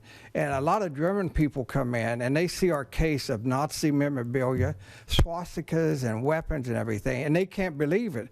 Because I guess in Germany, you're not allowed to buy or sell or even possess Nazi memorabilia. And they're asking, where did you get that at? That's people, this is spoils of war, or people who's donated that. But we have people from Argentina, all over the United States, from Southeast Asia and the UK, and they are just fascinated. And I've been here since 2013, and for the first few years I was a volunteer as a docent. And every week I'd go in, I'd look at the same case over and over again, and I would see things that I never noticed before, because we have such quite a collection. Okay, thank you. Thank you, Chris. Thank you, and thank you for your service. All right, thank you very much. If I may, Yes. Dave mentioned the current site of the Civil Air Patrol hangar. Civil Air Patrol has approached us recently saying they'd like to give the hangar back to the Airport Authority. But they've said that there's some financial obligation to the national headquarters. And I've asked for some documentation to support that. So we haven't brought that back to the board because I just don't have anything to present to you. So as we've met with the museum, we've talked about both the benefit and the hindrance of their current location. Benefit is they get all the foot traffic from the car rental and anybody else there in the North Terminal. The disadvantage, of course, is the poor visibility. Mm-hmm. So I said, the airport can't necessarily build a museum. That's not core to our mission. FAA would likely have a problem with that, a diversion of revenue concern. However, if we developed a new facility where Civil Air Patrol currently is, then like you do today, you could conceivably lease a portion of that space under similar type arrangement that we have today. So that's one of the ideas that we've talked about. It's still, I think, in the conceptual phase, but that's where we are. Chris, Civil Air Patrol, are they disbanding here or what? No, they're still active, and they said they want to give us the space, but they'd like to continue to use the space. Oh, okay. Yeah, All they're right. not saying they want to leave. They want the best of both worlds. Okay. Which, I'll tell you, I think some of you know, I got introduced to aviation through Civil Air Patrol. Yeah. It's near and dear to my heart. It's great. It's a great organization. The mission has changed because the search, founded in World War II when many service folks were off to war, search and rescue and other activities. But the mission has changed a little bit, but still just as important today. So we want to continue to support them as well.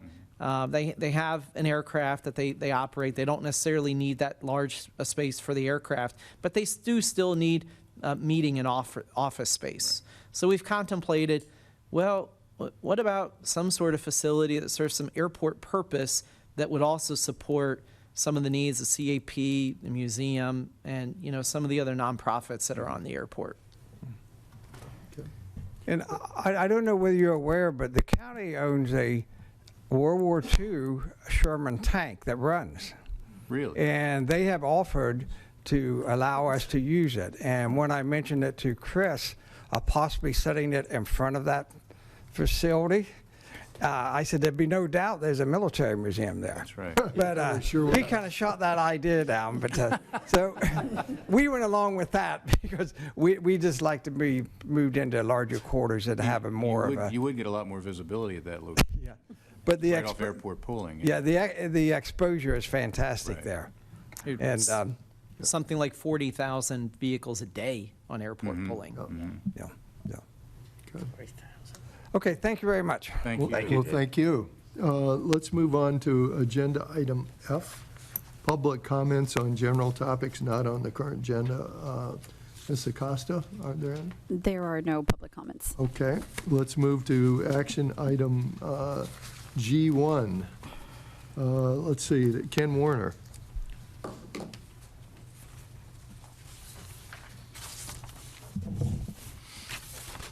Good morning, Commissioners. Ken Warner, Director of Finance and Administration.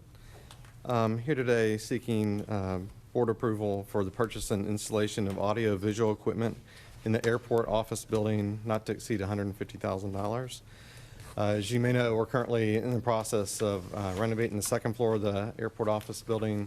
As part of that, expanding and modernizing the conference room for meetings such as the TAC, the NCC, possible board meetings if needed, as well as like consultant selection committee meetings. As part of that, we have an aging audiovisual system there now. It's probably 8 to 10 years old. It's really not what we need. We've gone out the past several months looking at different audiovisual systems, even met with David here at the city. Want to upgrade it to the most modern technology. We went out and got 3 different quotes. They are attached to the back of the briefing paper. We're recommending the one with AV Works. They do other governmental agencies, as well as DHL is one we talked to over on the East Coast. They're very happy with it. It'll give us a modern technology, able to live stream meetings, closed captioning, much easier to use than the current system that we have. Be happy to answer any questions. Are there any other questions? No, the only thing I noticed is that AV Works, the equipment cost is the lowest, but the labor installation is the highest. Did they explain why Yeah, they're much more involved in the process from the beginning with the contractor, working with the architects. I think they come twice because they install actual wiring and the ceilings and all that. Or some other ones that's on us to do. Oh, really? So- So they're doing the infrastructure wiring as well for all? Correct. Right. Okay. We're also trying to negotiate that down a little bit, but Okay. this was the first quote we had. Okay. Mr. Rupert? Yeah, I actually was going to comment on AV Works. The reason I think they're well worth the money is that whole automation aspect of it, where the voice activated responsiveness in a meeting. I mean, that's light years ahead, even though it's current technology. Yes. Of most meetings that we're all involved in. And I think that enhances the public's ability to, as well as people that are observing it, to stay in tune with the meeting. Also, the fact that they've been as responsive, as you said, and getting their hands involved in this from a beta viewpoint, just trying to get this thing going. I thought that they were a great choice. Okay. We also, some of the equipment, some of the back-end technology is a little bit different, but some of the equipment we currently use in our conference, or the Larson Conference Room, which some of you have actually used, that's some of the same hardware that we're going to be using in this. Some of the back-end technology is different because, it's much more advanced and being able to live stream meetings and all that, so. Are there any further questions? If not, may I have a motion? I'll make a motion. I'll second. Second, Ms. Cudahy. All in favor? Aye. Aye. So let's move to item G2. Mr. Warner, you're still up. Okay. The next one is to purchase property management software not to exceed $92,890. We're recommending to purchase a software system called Yardi Systems. It's property management software. They're one of the leading, industry-leading software companies out there that do property management systems. Currently, our leasing department manages over 500 leases, subleases. It's all done manually on spreadsheets. We've never had a system for this. We spent about the last 2 years looking at all sorts of different technology, how it would integrate with our current technology, financial systems, we've come. Also, there's also a schedule of some other vendors that we looked at, but Yardi was by far the most advanced out-of-the-box software that we could use and implement fairly quickly. Questions, Commissioner? No, just a comment. I knew Heather was good, but I didn't know she was this good. I had no idea we did not have software. So kudos.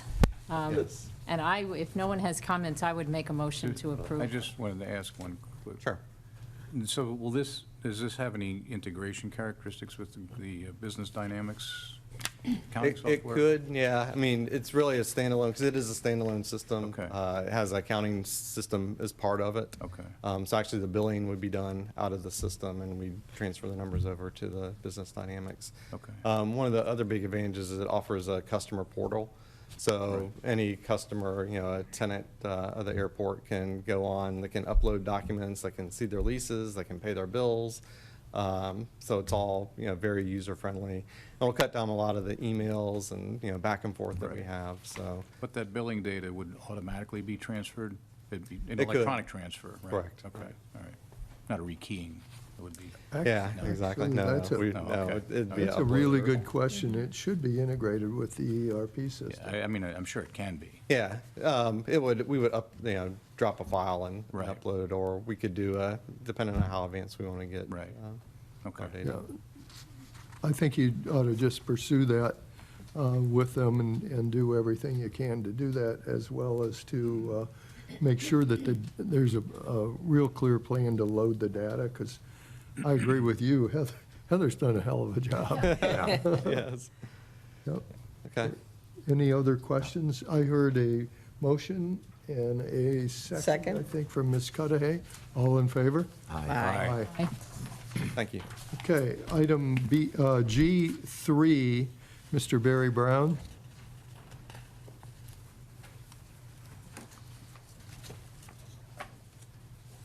Morning, Chair and Board. Barry Brown, Director of Operations and Maintenance, Naples Airport Authority.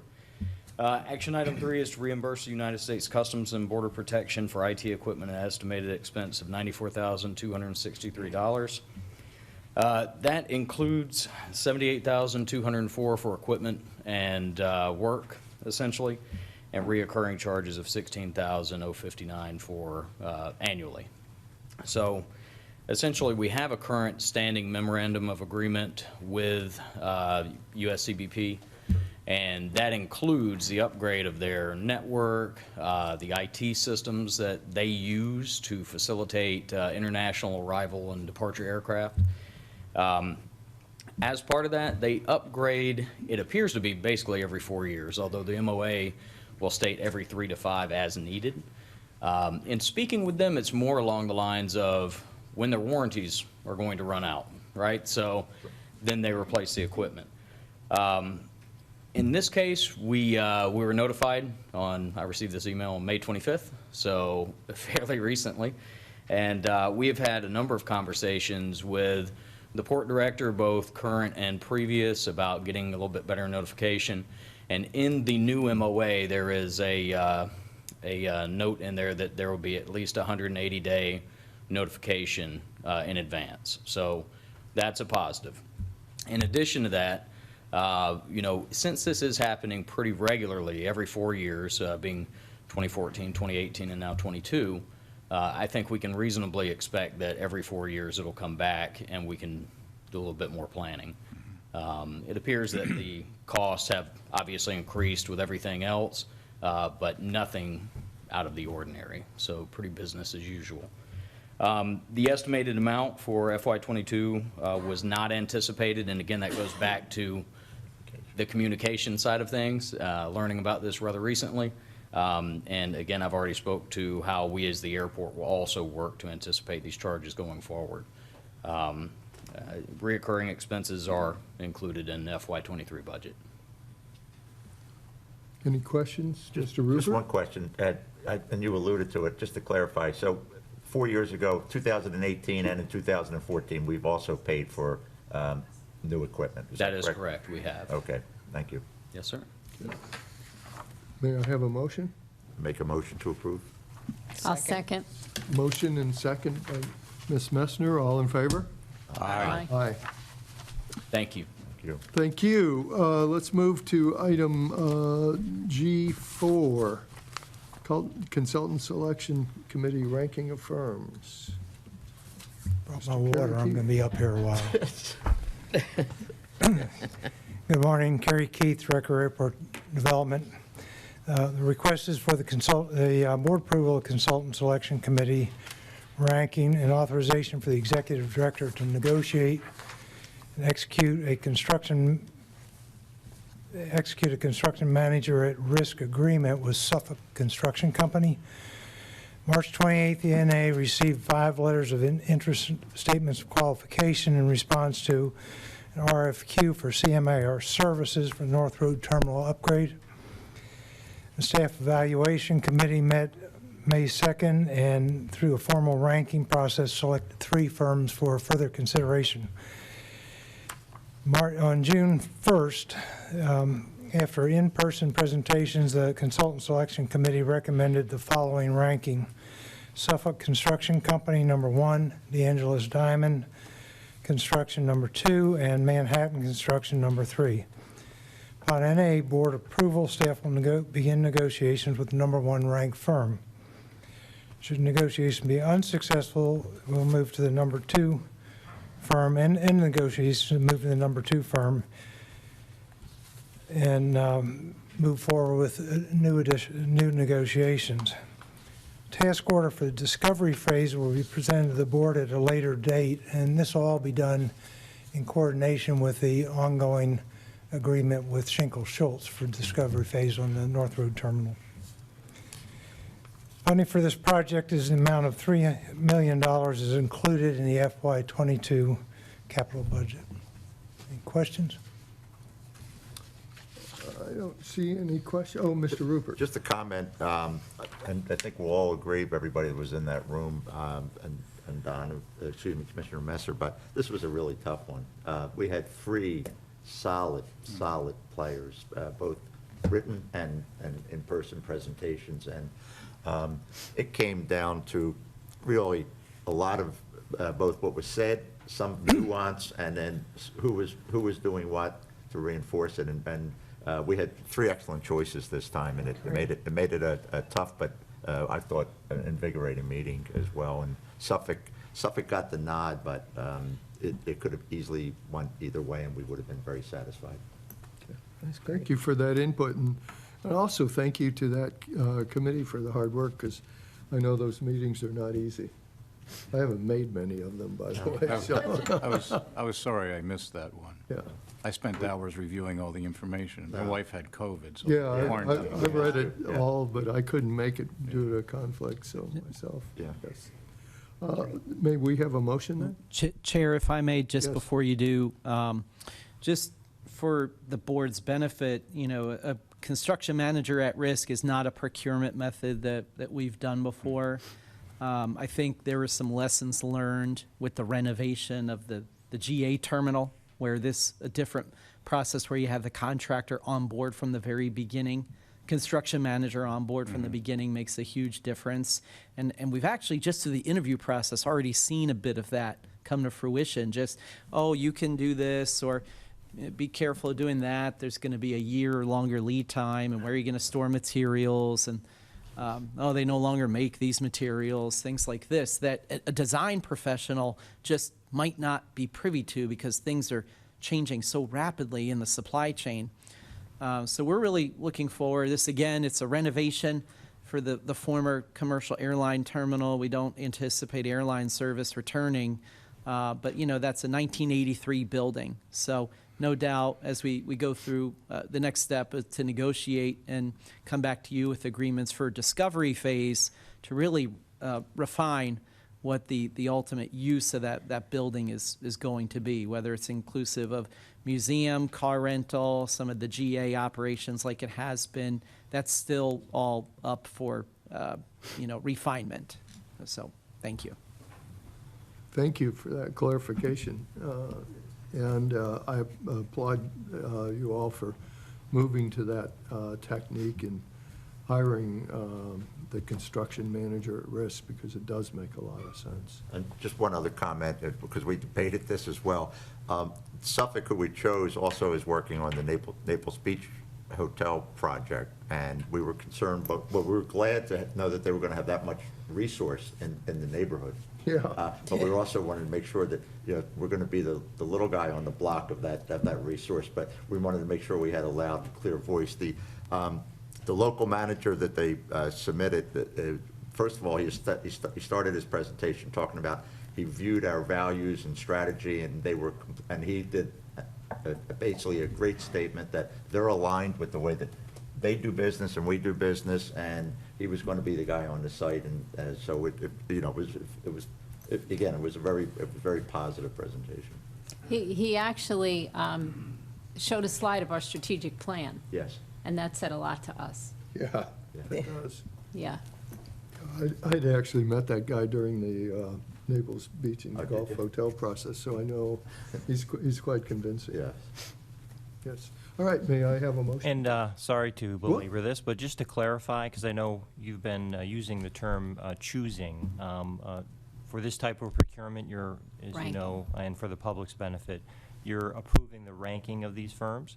And the way the procurement procedure works is we negotiate a contract with the first-ranked firm. If those negotiations, for some unknown reason, don't come to completion, then you're approving then the staff to then move on to the second-ranked firm and so forth to negotiate a contract.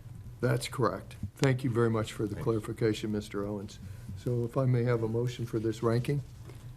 I move to rank Suffolk first as construction manager at risk for the North Road Terminal Upgrade Project. I second. All in favor? And again, just to clarify, your motion, I assume, includes all three ranked firms. Yes, it Right. does. Thank you. But do you want me to restate? No, I think it's Okay. pretty apparent. Okay. Yeah. The ranking is stated in the memo. Okay. Yes. Correct. Okay. All in favor? Aye. Aye. Okay, let's move to agenda item G5. Mr. Gary Keith. Keep you up there. Come on.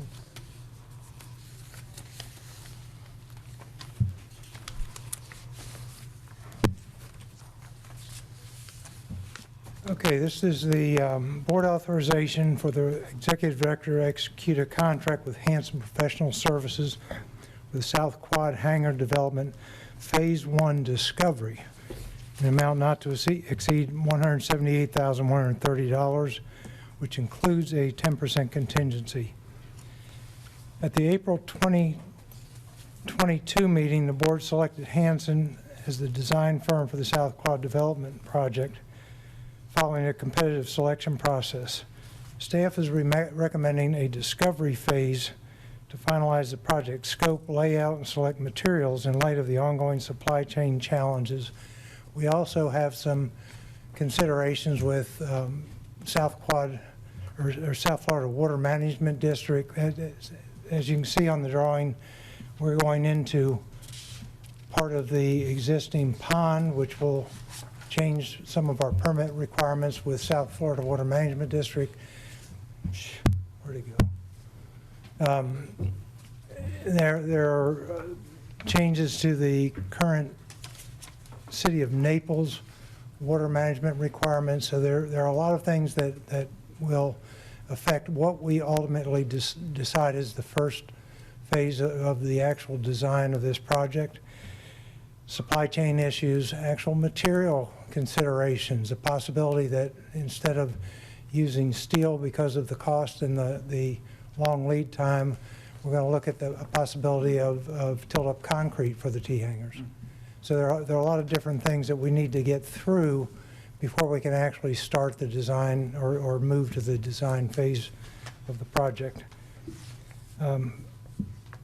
So the discovery phase will include surveying, soil borings, material selection, permit issue review, allowing Hansel to produce schematic drawings and preliminary cost estimate. Funds are available in the FY 2022 for this project. Additional project costs will be included in the FY 23 budget, and project expenses will be eligible for reimbursement by the FDOT should the board accept grant funds when they are offered, which would be anticipated no earlier than 2024. You previously authorized us to accept a reimbursable agreement with the FDOT for the South Quad T hangars. That allows us to have expenditures that can be covered in a future grant if we decide to accept it. Questions? Just a question about, you mentioned possibly doing tilt-up construction. Would that be better from a wind resistance standpoint and weather? Wind resistance, fire resistance, there's a lot of benefits. And Yeah. the one negative to that is there actually is a concrete shortage right now also. There's concrete companies are under allocations. Really? And that may negate any benefit cost-wise or time-wise, but steel is way out there. So we just need to look at all of it. I've read some reports that they expect the concrete issue to start to ease up going into the fall, but that's to be seen. All right, thanks. Any other questions, commissioners? Okay, I have a motion, please? I'll make a motion to approve. Motion, Mr. Lenhart. Second. Second, Mr. Rupert. All in favor? Aye. Let's move to G6, Mr. Kerry Keith again.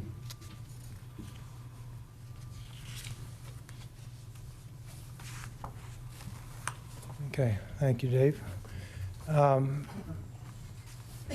Board authorization for the chair to execute resolutions authorizing the executive director to execute FAA and FDOT grants for safety projects and to accept the grants if offered, contingent upon authority council's review and consent.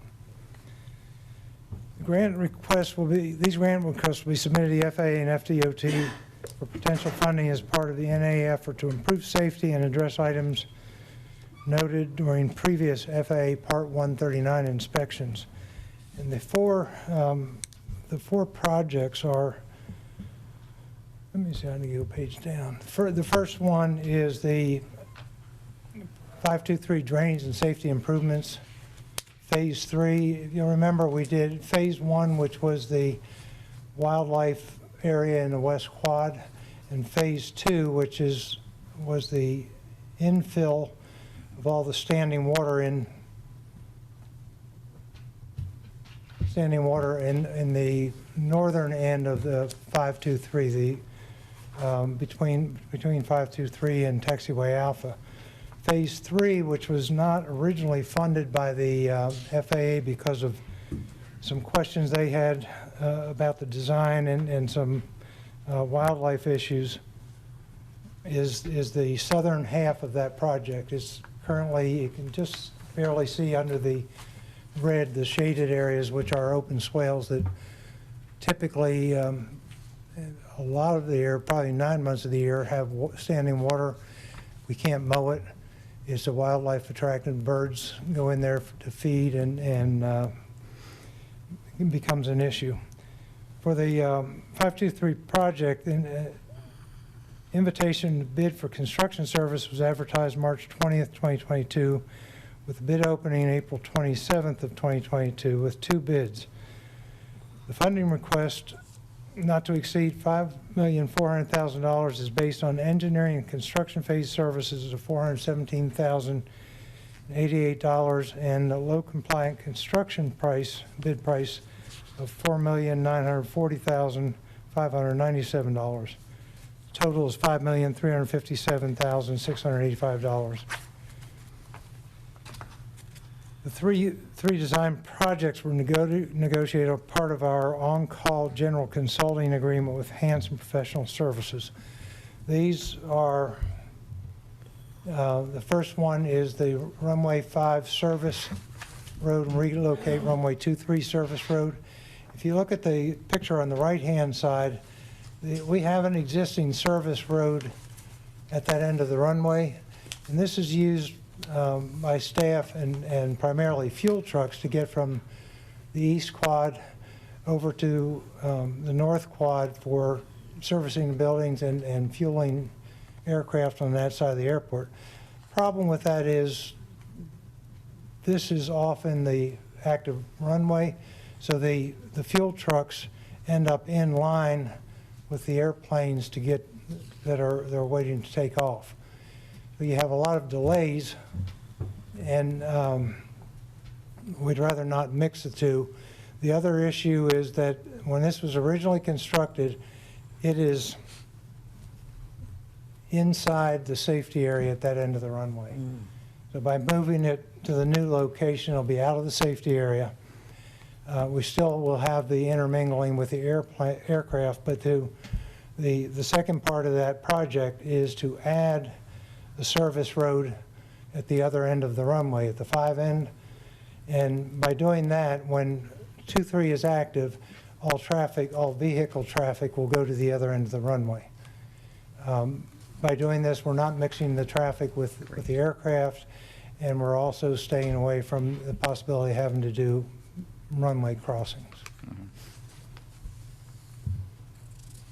Third project is Alpha Bravo Safety Design, Safety Improvements Design. This is a confusing intersection, especially for a lot of the traffic that uses this intersection is coming from the pilot training. So it's a combination of this coming in, moving immediately to safety area of a taxiway, crossing it, safety area of a runway, same thing going this direction. We've had multiple infractions, not any major incidents, but infractions with pilots at that intersection. What it will add is these safety lights, which locally known as wigwags. They're just flashing back and forth. It draws your attention to the intersection, the markings at the intersection. And then correct the geometry. The blue areas is the new FAA-approved geometry for the intersection, so that you have a clear picture of what's happening as pilots pull up to that intersection. And then the final design is taxiway A3 relocation. You can see in the red is where the current location of that taxiway connector is. The problem is, although it was designed correctly when it was installed years ago, the FAA now design criteria for connectors is that you cannot go directly from a ramp onto a runway. You have to make turns before you can get there. So by moving it, it will allow us, they will force aircraft to make a right-hand turn and then a left-hand turn to get to the runway. The other part of that is there are distance remaining signs that are in a non-standard location. There's one distance remaining standard sign that's in a non-standard location because of the current location of the connector. By moving this connector, we will be able to put the distance remaining sign in the proper location.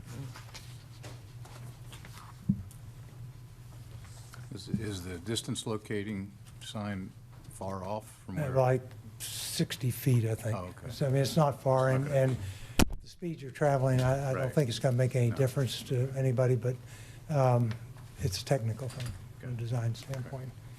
And then the contracts for these construction and design projects are being presented to the board for consideration as a separate action item on this agenda. And if awarded, FAA funding is expected at 90% with 5% matching FDOT, and the NAA commitment is anticipated to be 5% of the total project cost and is anticipated in the 2023 budget. Questions? Commissioners, questions? So I have a question if I can. So this is, basically, these are safety elements. that All we're talking safety. about, right, which is important. Yes, ma'am. And the resolution that we're talking about is a resolution to accept grants? Is that It's a what? resolution from the board to allow the executive director to accept the grants. Okay. So I just want to be respectful of comments that we've heard before from city council and some citizens about accepting grants, particularly in light of all of the noise issues and the things we're reading and hearing about in East Hampton, and what are the implications of that? So I think it is worthy of some discussion of that at this point. My perspective is, at some point, and hopefully sooner rather than later, I know we've been trying to put together a meeting with the city council. I don't really know what the city council wants. I would love for us to be in concert as we're looking at these things, but we've heard from some city council members very clearly what they want, but not from the city council in total. And so I think it's important that we continue, and I know, Mr. Rosansky, you're trying hard to get on that schedule, but I think it's very important that we have that meeting and understand what it is that they're expecting, and it's important for us to go forward to the FAA and what we're going to do in concert. But as we look at this, and I look at things that are here now, this would expand our grant assurances by, what, 1 year? Is that correct? Correct. So just by 1 year, and to make some kind of a dramatic change with not knowing what's really wanted by the city council in general, the city, I would say that we should continue to go forward accepting grants until we have time to really vet that process out and have that conversation with people. But I would just want to just bring it up to be respectful to what we've heard. And I think that it's important, particularly in the lines of safety, that we get these things done. And if we don't have a process that continues to accept grants, we're probably going to have to do something very dramatically different in how we fund the airport and what we charge users, et cetera. But it's just not something you do on the spot. But I didn't want to go forward without raising that issue. Without acknowledging. Without acknowledging that it's something, we do need to have that discussion. But in the absence of that, I think moving forward in our normal processes and accepting grants and taking care of these safety issues is in the best interest of the community. Well, I just added also, is there a requirement for the existing FAA grants that we've taken, that the FAA we have to do these safety improvements to comply with our existing, is that correct, Chris? Yeah, each of these projects are a safety improvement on the airport layout plan and the utilization plan. So, yeah, that is our blueprint for providing a safe airport, consistent with FAA design standards. Ms. Messer? Commissioner Cudahy, you're reading my mind. I was actually going to bring this up at the end, but I understand why you brought it up now. I, too, think it is so important that we have this discussion with City Council, and I know we've been trying to do that. It looks like maybe it's September now, but I think it needs to be promptly, because we really need to understand their thoughts and what their end goal is to this discussion. These are very important safety projects for us, and I agree we need to move forward on these, but we need to understand where they're coming from relative to these grants in the future and grant obligations. And I think it's also important for us to talk about East Hampton. Maybe we can do that at the end. I don't know if we need to do that right now, but I think it's important, maybe at the end of the meeting, we can bring that up also in relative to the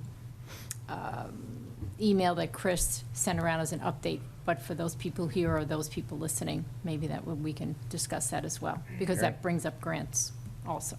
Yes, it does.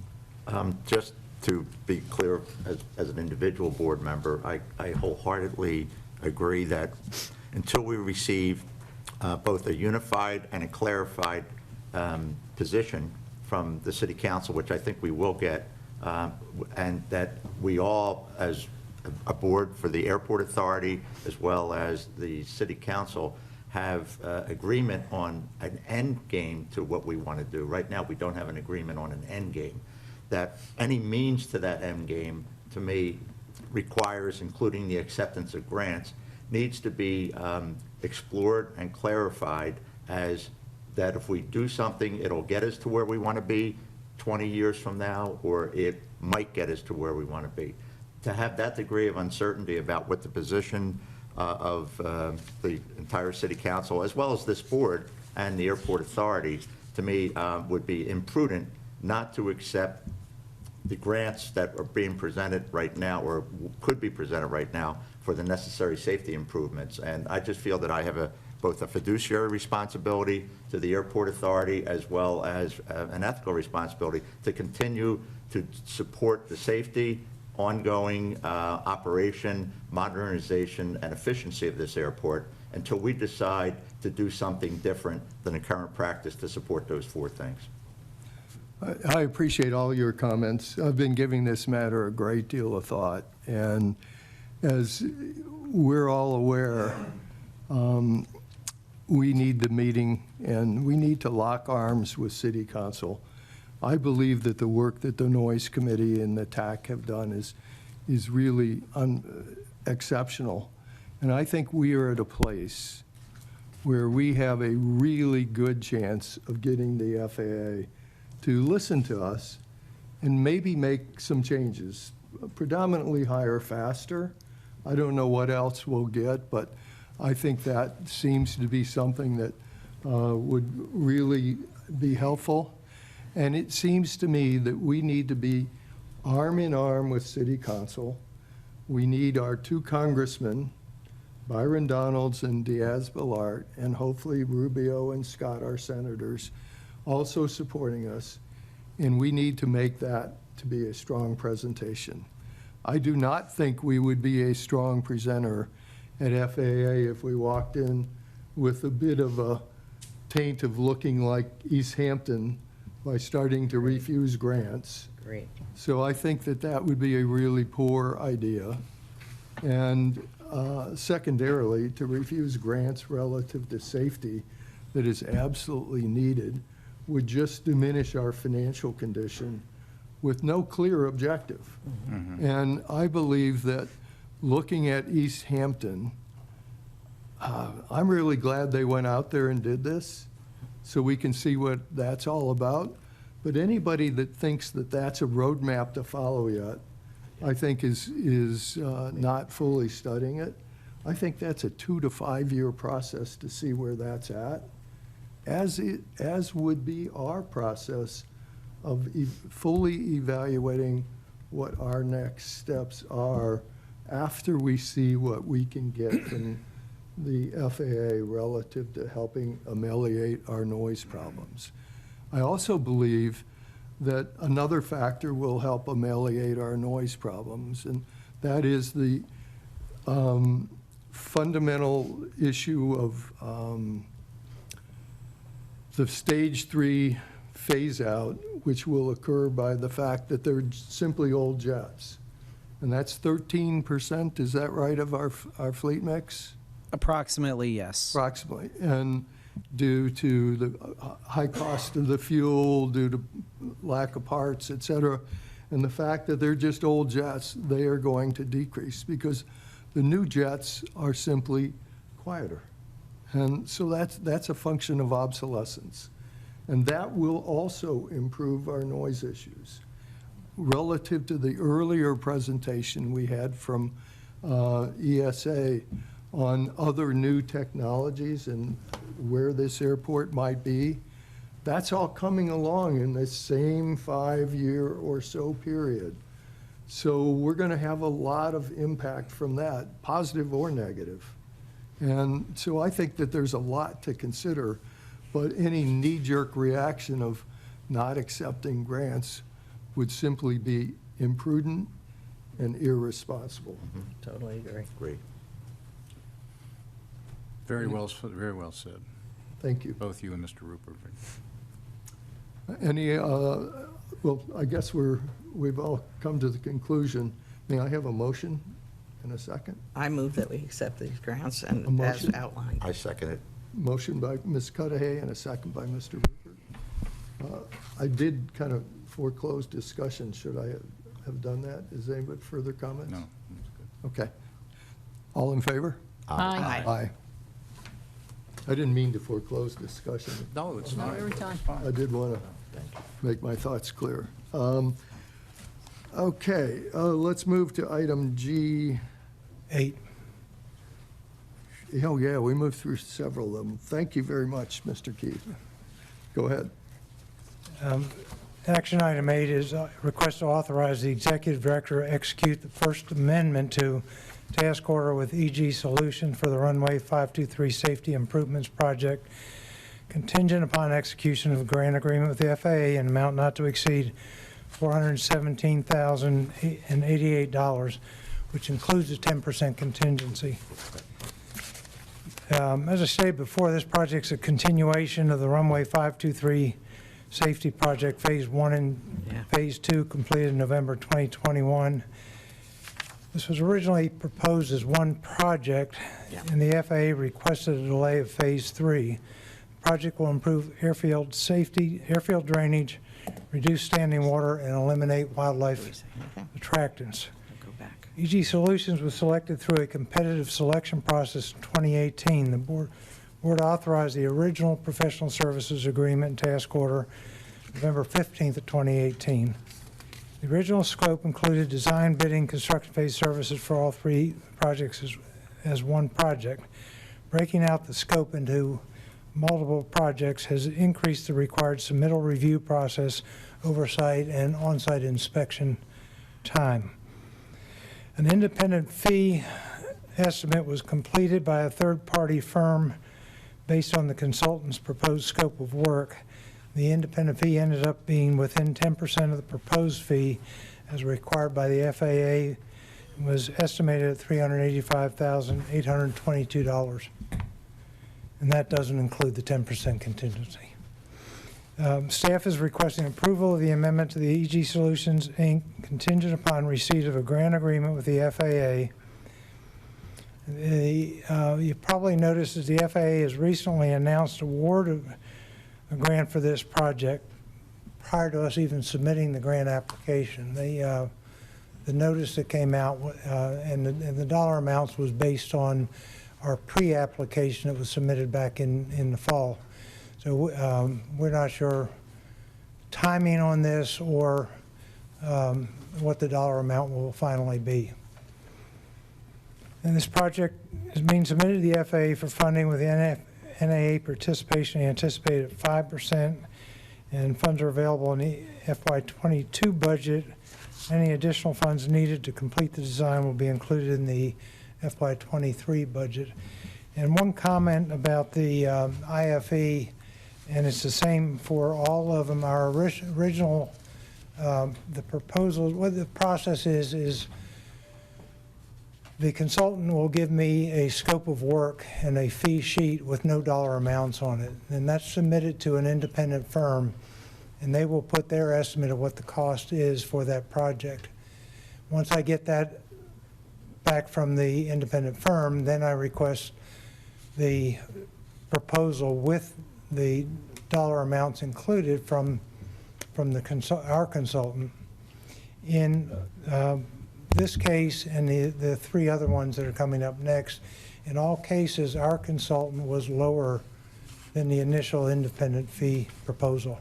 And what the FAA requires that the final document be within 10%. So we go back and have a discussion with the consultant and the independent consultant, discussing what areas that they thought were more difficult than our consultant thought they were. So, like I said, in each case, our consultants were lower. That doesn't, we don't go back to them and ask them to raise their price.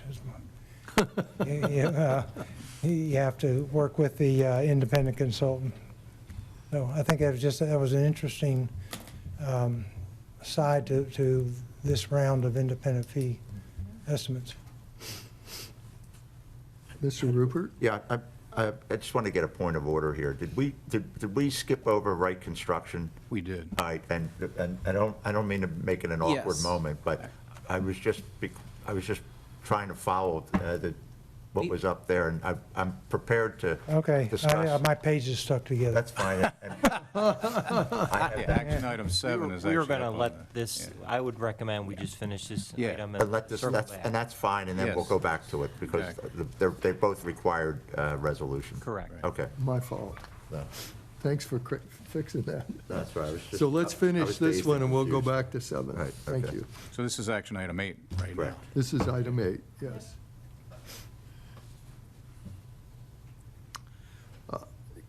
If there are no other questions, I have one. Carrie, what do we pay the IFEs to do this, to make an estimate? $2,500. Okay. And is it unusual for the FAA to issue a grant with, we haven't really. Well, they haven't issued a grant. It's unusual for them to announce it before Yeah. we actually do the submittal. It's the first time it's ever happened when I've been. Are they sending us a signal? I've never experienced this in my career. The only thing I can gather is that FAA, Congress has authorized a lot of money between COVID relief and the infrastructure bill, in addition to this regular airport improvement program. And the FAA really doesn't have any more staff administering the programs. So they have a lot more money and projects to obligate to grants, and they're probably just simply accelerating the time frame which they operate. I give them credit for that. It's no small, I've actually said to them, I don't know how you all are doing this with all this additional work, and Yep. All right. that's my guess. Okay, are there any questions? If not, may I have a motion on item G8? Motion to approve. Motion, Mr. Rupert. I'll second it. Second, Mr. Lenhart. All in favor? Aye. Aye. Okay, Mr. Keith, if you'll go back to Okay, item back to- G7. Yes, sir. My mistake. So I was one that said action 8. This request is to authorize the executive director to execute a contract with Wright Construction for the runway 523 drainage improvement project, contingent upon execution of the FAA grant agreement in amount not to exceed $5,187,626, which includes a 5% contingency. As we said with the design, the runway 523 safety project, object-free area on the southeast side of the runway are the last areas of the airport movement area with standing water and open swales. These areas present a hazard to any aircraft that leave the runway and are a wildlife attractant. This project will fill the swales, low-lying areas, pipe the water, maintaining a level and dry surface. And with the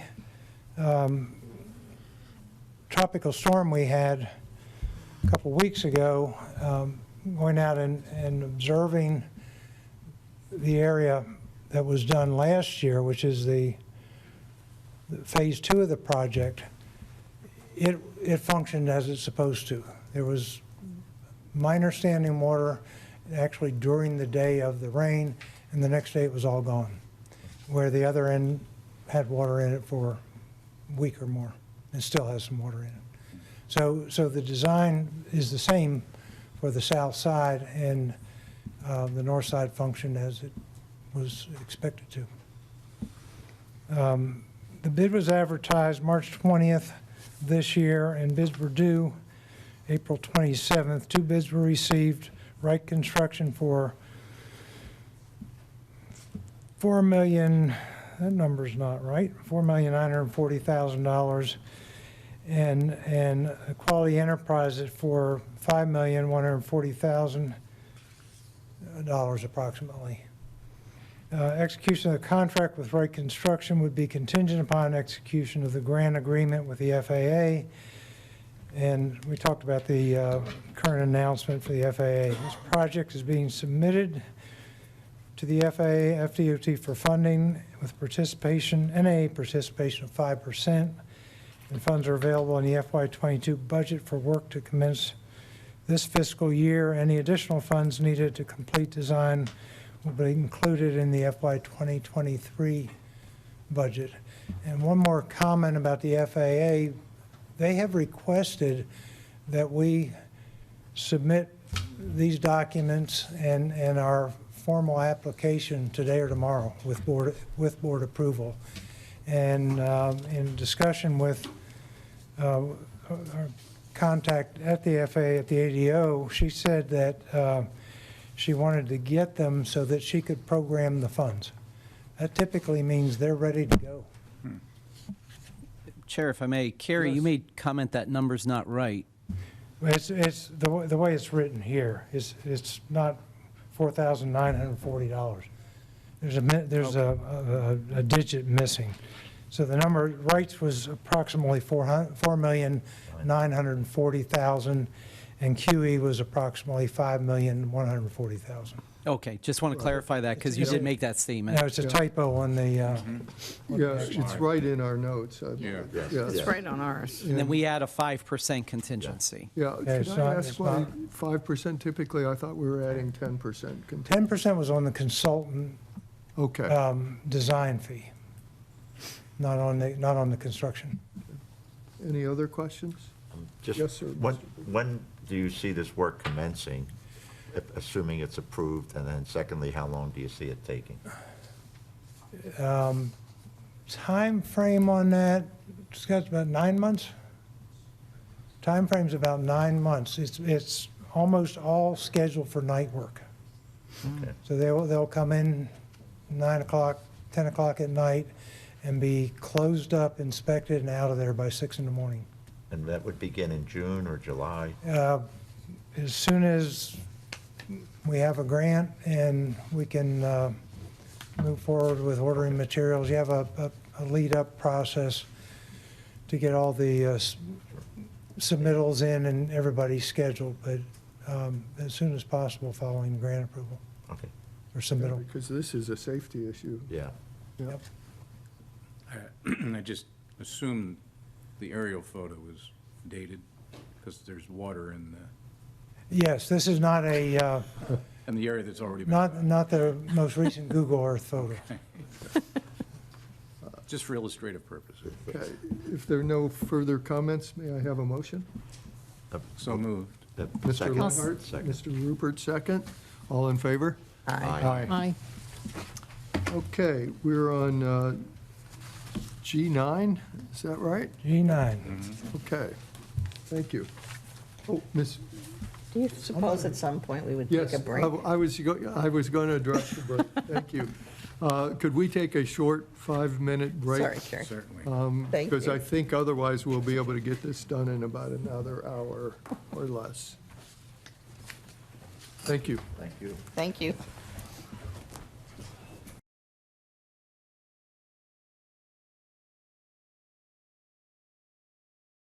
Okay, this is a request to authorize the executive director to execute task order with Hanson Professional Services for the taxiway A and B Safety Improvement Design Project, contingent upon the execution of the FAA and FDOT grant agreements for $137,076, which includes a contingency of 10%. The intersection taxiway A and B, along with the connector for the GA ramp, has been identified as an area of concern or hotspot by the FAA during inspections and due to a number of incidents caused by confusion at that intersection. As The project will include the installation of warning lights to better identify the taxiway and runway hold short lines. Additionally, there will be corrections to the geometry of that intersection to meet current FAA requirements as outlined and adopted in the airport master plan and utilization plan. Independent fee estimate was completed by a third-party firm based on consultant scope of work, and the IFE was within 10%. Proposed fee as required by the FAA and was estimated at $116,583. Staff is requesting approval of the task order with Hans Professional Service through an on-call agreement contingent upon execution of grant agreements with the FAA and FDOT. And the FAA recently announced the award, which we've talked about. This project is being submitted to the FAA for funding with NA participation anticipated at 5%. Funds are available in the, excuse me, in the FAA FY 2022 budget for work to commence this fiscal year, and the additional funds needed to complete the design will be included in the FY 2023 budget. Any questions? Any questions? Yes. Just one, Chris, last year you had the 139 certification, and they identified some things they felt that should be better, and I realize this year, we'll talk about it later, obviously you came through with flying colors. Wouldn't something like this be on, like something that would be identified in a 139 review as something that should be corrected? Something like this actually came up in what we have, a separate annual meeting we have, the Runway Safety Action Team. That's actually facilitated by the tower manager. And they take a look at the prior year's vehicle and pedestrian deviations or any runway incursions, things like that. It gets relayed to the certification folks in Atlanta and the airport's district office, and they actually help justify the project. Oh, good. So they've been very supportive of that. But this, it's not a standards or a deficiency issue per se. Part 139 is more focused on, you know, the whether your airfield is meeting those design standards. This has been identified over time as presenting an operational safety risk. It's a better practice as opposed to signs that were either outdated or misleading. That might. Correct. Okay. Yeah, yeah. So it's as Carrie mentioned, it's predominantly been as a result of students being confused at that intersection. So we'll clean all that up. Okay, thank you. Good. If there are no further questions, may I have a motion? So moved. Ms. Cudahy, motion? Second, Mr. Lenhart, all in favor? Aye. Aye. Okay, we are now on G10, Carrie.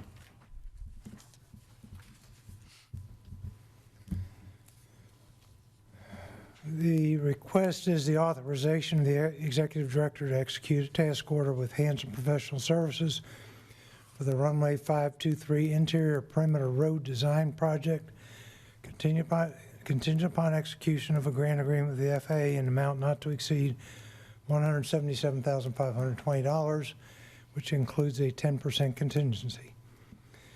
The perimeter roads primarily used for fuel trucks and staff to move around the airfield one side to the other to avoid crossing an active runway.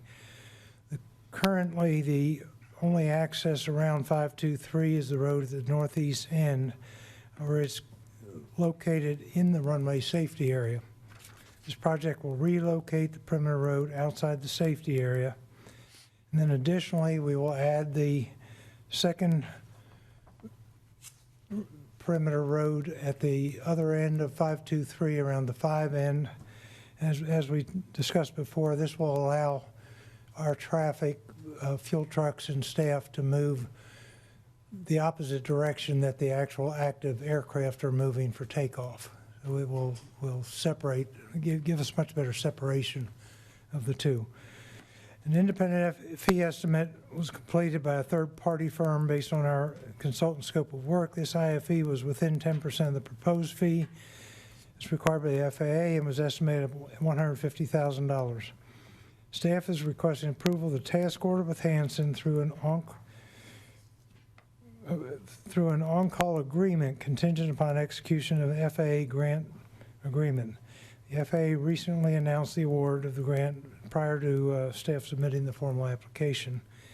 And this project is being submitted to the FAA for funding with NA participation anticipated 5%. Funds are available in the FY22 budget, and additional funds needed will be added to the FY23 budget. I don't see any questions by commissioners, so may I have a motion? Motion to approve? Motion by Mr. Rupert, Second? second, Ms. Cudahy. All in favor? Aye. Aye. Let's see, G11, you're still there. It's the last one. Yeah, you can skip the IFE stuff, because I think we're familiar You with think that you know? process now. So authorize the executive director to execute a task order with Hanson Professional Services for the taxiway A3 relocation design project contingent upon execution of grant agreements with the FAA, FDOT, an amount not to exceed $109,435, which includes a 10% contingency. And again, we discussed this earlier, but this taxiway connector was installed or originally constructed to meet FAA standards. However, they have changed their design standards, and currently the direct access is from the ramp to the runway is discouraged. By moving it, we will create 2 turns that any aircraft would have to take to leave the ramp and get onto the runway. Staff is requesting approval of the task order through an on-call agreement contingent upon execution of an FAA grant agreement. The FAA recently announced the award, and prior to us submitting the formal grant application, and this project is being submitted with NA participation anticipated 5%. Funds are available in the FY22 budget for work to commence this year, and any additional funds needed will be included in the FY23 budget. The only question I have is, do you have any idea why FAA changed their design so that you don't have direct access? To make them pay attention to the signs. Oh, If okay. you think they get confused between the runway and the taxiway, and they head straight out, think they're going onto a taxiway, and miss the runway. Thank you. So this forces them to turn onto the taxiway and then follow direction onto the Okay. runway. Thank you. I have a question. Yes. Would this be done before the drainage improvement phase 3 or after? It's actually coordinated to be at least after all the drainage is done for the taxiway, for the infield project. Okay. So that if we didn't do that, this project would require moving the head walls and a little bit of drainage as part of that project. When we got into the discussion with the IFE firm, that was one of the misunderstandings they had, where they had a lot of money in for moving drainage that wouldn't be required. Gotcha. So that was part of the clarification. Thank you. Okay. If there are no further questions, may I have a motion?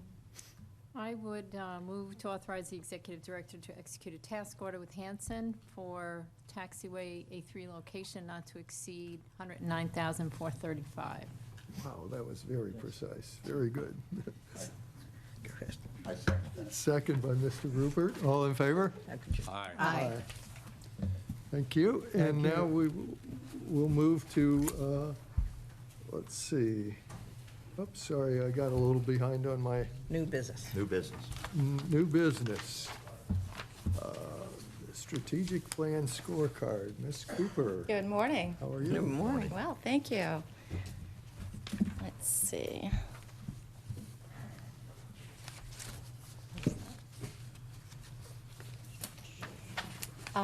Yes, David, please, can you pull up H1 first? Oh, my fault. Yeah, that one. We'll use that one. H1, please. Yep.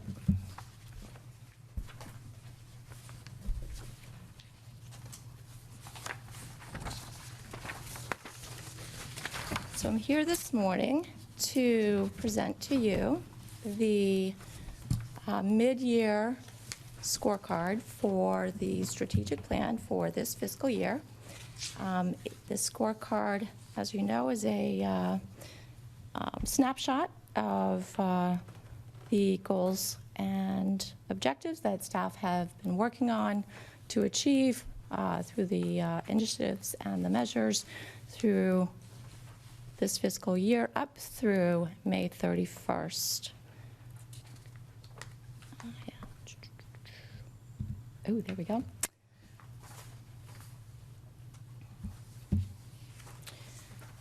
So going right through it, you also have the one page in your packet. That's the summation page, but I thought this would give you a little bit a better idea of what goes into not only some of the work that's being done, but how we determine what the status of each of these are.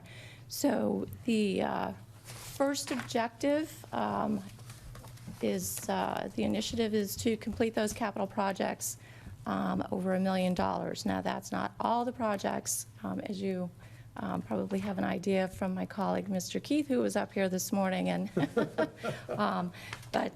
so these are the projects that either a design phase or a construction phase we will be finishing through the end of this fiscal year, ending September 30th. All of those, so blue indicates that the measure is in progress. Green indicates that the measure has been fully met. And then obviously the yellow and red indicate partially met or not met. The one thing I do want to point out here with this particular initiative, and which is one of the reasons I wanted to pull it up so you could see the individual projects. The GAT improvements, the AOB improvements, so the design for 2022, those are all on track, and as well as the design for the solar parking improvements, the phases 1 and 2 for runway 523 drainage improvements. Those have been completed, and as you saw earlier, phase 3 we're initiating here. The North Quad Taxiway B site prep development, if you recall, this was a project that the bid that came in was well over budget. And so for good and valid reasons, took a step back and re-looking at the project. And Mr. Lobb, if you have specifics, he can discuss that with you, but doing some value engineering and whatnot. And the airport security upgrade project, they have been experiencing some supply chain issues and some labor shortages. We are working with the contractor, putting them on notice and whatnot. So we do anticipate it will be completed, but those are the two projects that to be mindful of as we move forward here. The others, I think, the new hires trained within 90 days after completing probation. This is for the SMS training, and I do have to give a shout out to the training team. They have made this part of the onboarding. So really, that's a process improvement, and it made a big difference. The 0 discrepancies in the 139 inspection, I think everybody has celebrated, will continue to celebrate. I mean, that's really well done for the entire organization. We've hit the marks for the surveys. The 150 noise study on schedule. The curfew compliance still steady at just over 98%. Shout out to the communications team for exceeding those marks. The outreach, and as was discussed earlier by Zach in his presentation, for goal 3, those are the audit was completed and clean. Implementation was complete for the enterprise password management software. These are all, the rest of these are all in progress and set to achieve their marks.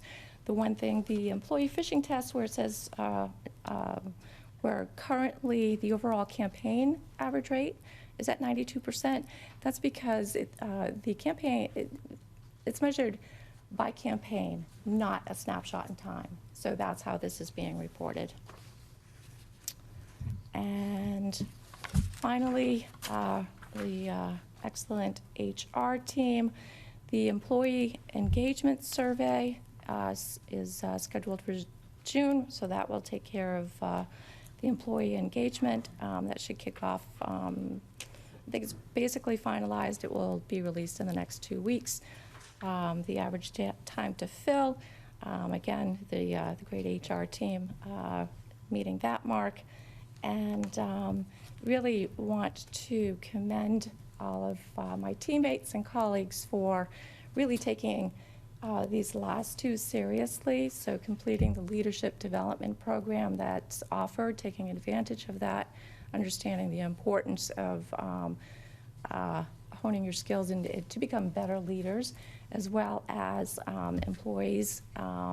69.2% have completed at least one professional development course. So I think it's just one of our values is that continuing to improve yourself for the betterment of yourself, your colleagues, and the organization. So do you have any specific questions? Just two comments, if I may. I know this is an abbreviated, edited version of the full strategic report, but I also know that we made some changes to the way that we were wording the strategic plan. And I just think the communication here and understanding it is excellent. You know, it's easy to see what we're doing. Your commentary helps, but frankly, visually, both the pictures and the words are even clear to somebody like me. You know? So the second thing is I wanted to give kudos to on this recruitment, streamlining recruitment and onboarding, because Virginia and her team, but also frankly all the hiring managers, which there's been a lot of activity this year.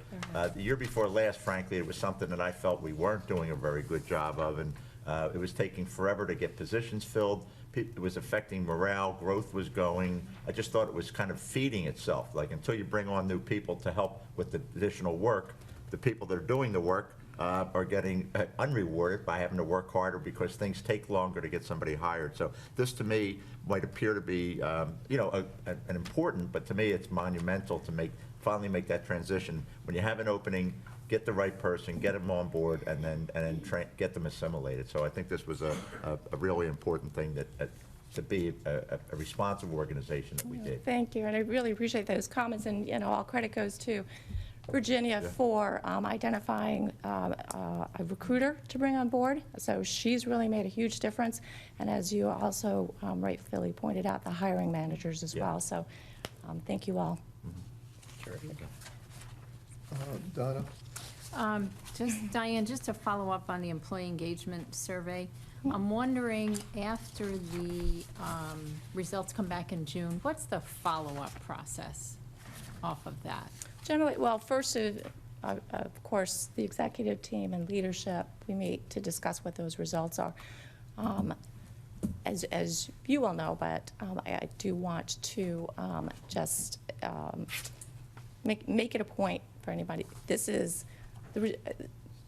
it's anonymous, so we're not, and this is part of this is we really want to be sure that everyone participates because we want to be sure that every voice is heard. So it's very important to us. So then we meet and discuss what, you know, and it's the good, the bad, and the ugly, right? So how can we do better? What is it that we need to do as leaders for everyone in the organization to address these things that perhaps, and if they're not brought to our attention, we can't do anything about it. So things like this are crucial to improving the organization. And then obviously communicating that to the entire staff, that we heard you, and this is what we're going to do about it. The only thing I would add to that is sometimes, having done a couple of these, you don't always know exactly what people mean when they're answering these. That's very true. So sometimes it almost takes a follow-up to the follow-up. And it might take a little bit of that as well, if people are willing to give you that anonymously or not. So I would just throw that out if you need to do that, because sometimes you always don't get an answer that helps you solve the problem or the challenge. So I would just throw that out to use. Thank you. Virginia, did you want to add anything? No? Okay. All right. Thank you. Any other comments? I'd just like to say that that recent employee event at Top Gun was top rate. It was a lot of fun. So thank you. Oh, thank you. Thank Virginia. She actually had the idea a couple of years ago, and then COVID hit. So, but, yeah, and for Chris for making it happen. It's great. Okay. Great. Thank you. I don't think that we have to do anything with that, so let's move. H2 was canceled. Chair, if I may, before you move on, just to add that we are working on some minor updates to the strategic plan for the next fiscal year. We've had a staff focus group and staff retreat, and then in August, we'll bring our facilitator to come and do focus group with you. So that'll be the next step in the update to what will be next year's strategic plan that will be finalized and presented at the September meeting. Thank you. Next item will be H3, the Executive Director's Annual Review. Mr. Rosansky. Thank you, Chair. So this is really just the advance notice that you will soon be receiving the form and supporting documentation that goes along with preparing my annual review and in accordance with my employment agreement. We're looking to get that form out by about July 15th. And one of the things you'll see that you haven't had before is the results of our employee engagement survey. Oh, very good. That was a comment last year, and so we're moved things up a little bit. So then, as always, I always appreciate and ask for opportunity to meet with you in person, rather than just receiving, the written form. And then your forms will be submitted to Robin and collected and presented collectively during the August meeting. When will be the deadline for submission, just so from a timing standpoint? Middle of July, or? Well, we need a little bit of time for the engagement survey and to summarize that. So probably get that out by July, no later than July 15th. Okay, And then you'll have 2-3 weeks Okay. to get it done. all right. Hopefully that's sufficient. And I don't think we need any discussion on the form and the. Oh, please. Do we want to, Please, no discussion on the form. should we keep Excuse the me, 1 did to you 5? right now just show up? Should we keep the 1 to 5 rating, or go down to 1 to? I wasn't even Rita, you up don't here, wanna I was know. there, and that was a tough one to couldn't The watch. form looks great to you, doesn't it? It looked good to me. Okay, good. Yeah. that's Ms. perfect. Cuddy, this is a lot of history. but That's it, I'm yeah. guessing by these We comments. apologize. Several years in a row. I move to go to the next item. Yes. May I ask just one question on this, though? Sure, certainly. So, Mr. Rosansky, I just heard you say you welcome the opportunity to meet one-on-one with people. Are you looking for that in advance of the August meeting, or? If possible. It's not required. I mean, Okay. and if you're going to be out of town, which I know some of you will be, we can do it, Zoom is fine too. So, Okay. No problem there. And it's at your discretion. That's not required. Got it. I always thought, the form is pretty scripted, and so sometimes the best feedback is just that, Conversation. yeah. Got it. Okay, let's move to item H4, council's review. Mr. Rosansky. Thank you, Chair. Similar to mine, there is a requirement to perform an annual review, not necessarily of Bill and his role as lead attorney, but of the firm engagement with the Airport Authority as Authority Counsel Bond, Schoening, and King. Fortunately, he has a one-page review form, and so similar process. We'll be emailing that out to you about the same time, and you will, along with that, receive staff's, it doesn't count in the final tally, but you'll receive staff's assessment of Bond, Schoenig's, and King's performance over the past year. So you have our feedback as well. And it's not just mine. There are quite a number of staff that work with various attorneys within the law firm, so it's a collective effort. Good. And I would just add, I echo Chris's comments that not required, but surely would welcome any direct feedback that you'd like to provide to me about my performance and my firm as a whole. So feel free to reach out to me. It doesn't have to be anything formal, but be happy to chat with you about it. So thank you. Thank you. Okay, let's move on to old business. Ms. Messer. Okay. This is a recap of the Noise Compatibility Committee and Technical Advisory Committee. On May 19th, NAA staff and the study team met with representatives of the Federal Aviation Administration to discuss air traffic issues and noise abatement measures being analyzed as part of the NCP. Topics discussed included sensitivity analyses and recent changes in-flight activity, seasonal and peak period contours, community complaints and trends, population analyses, flight track density and profile analyses, a summary of the measures being explored as part of the NCP.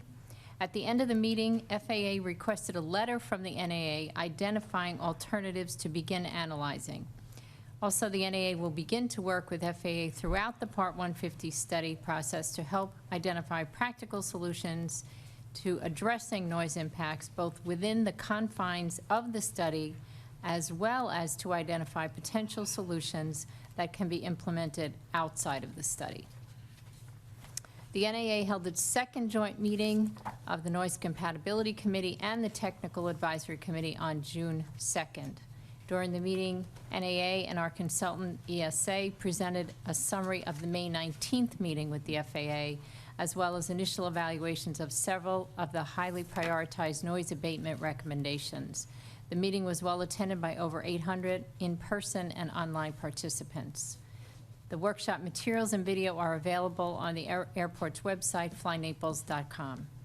Public outreach and engagement continue to be critical to the NAA's efforts to engage with the Naples and Collier County community. Zach Birch, Communications and Community Engagement Manager, is working with the board, the NCC, and TAC members to schedule community meetings in the areas that they represent. Anyone interested in scheduling a meeting or presentation should contact Zach at 239-643-0733 or zbirch@flynaples.com. Please visit flynaples.com to join the subscriber list for airport updates. Thank you. Thank you. And I might ask, since we never get to talk to each other because we're not allowed to do that under the sunshine rules, remember the comment I made about my optimism about the noise study and that we might have an opportunity to actually do something. Do you agree with that, that we might be able to actually get something done? The comment that was made in here about that we'll continue to work with the FAA within the confines of the study, as well as identifying solutions that can be implemented outside of the study, I think is key. Because whether or not we will be able to get something within the study, we can always try and work outside the study. And the framework that we have set up for the Part 150 study, with all the stakeholders at the table, is by far the best way to accomplish anything. because they're all there. They're all listening to each other. They're hearing what's going on. So I think that's the best possible opportunity that we've ever had to do that. The other thing is, I think that our relationship with the FAA is better than it's been since I've been a commissioner, and that's 8 years. So it's taken us that long to build up that relationship. So if there's any time, particular time that I think that's ideal to have this happen, it would be now.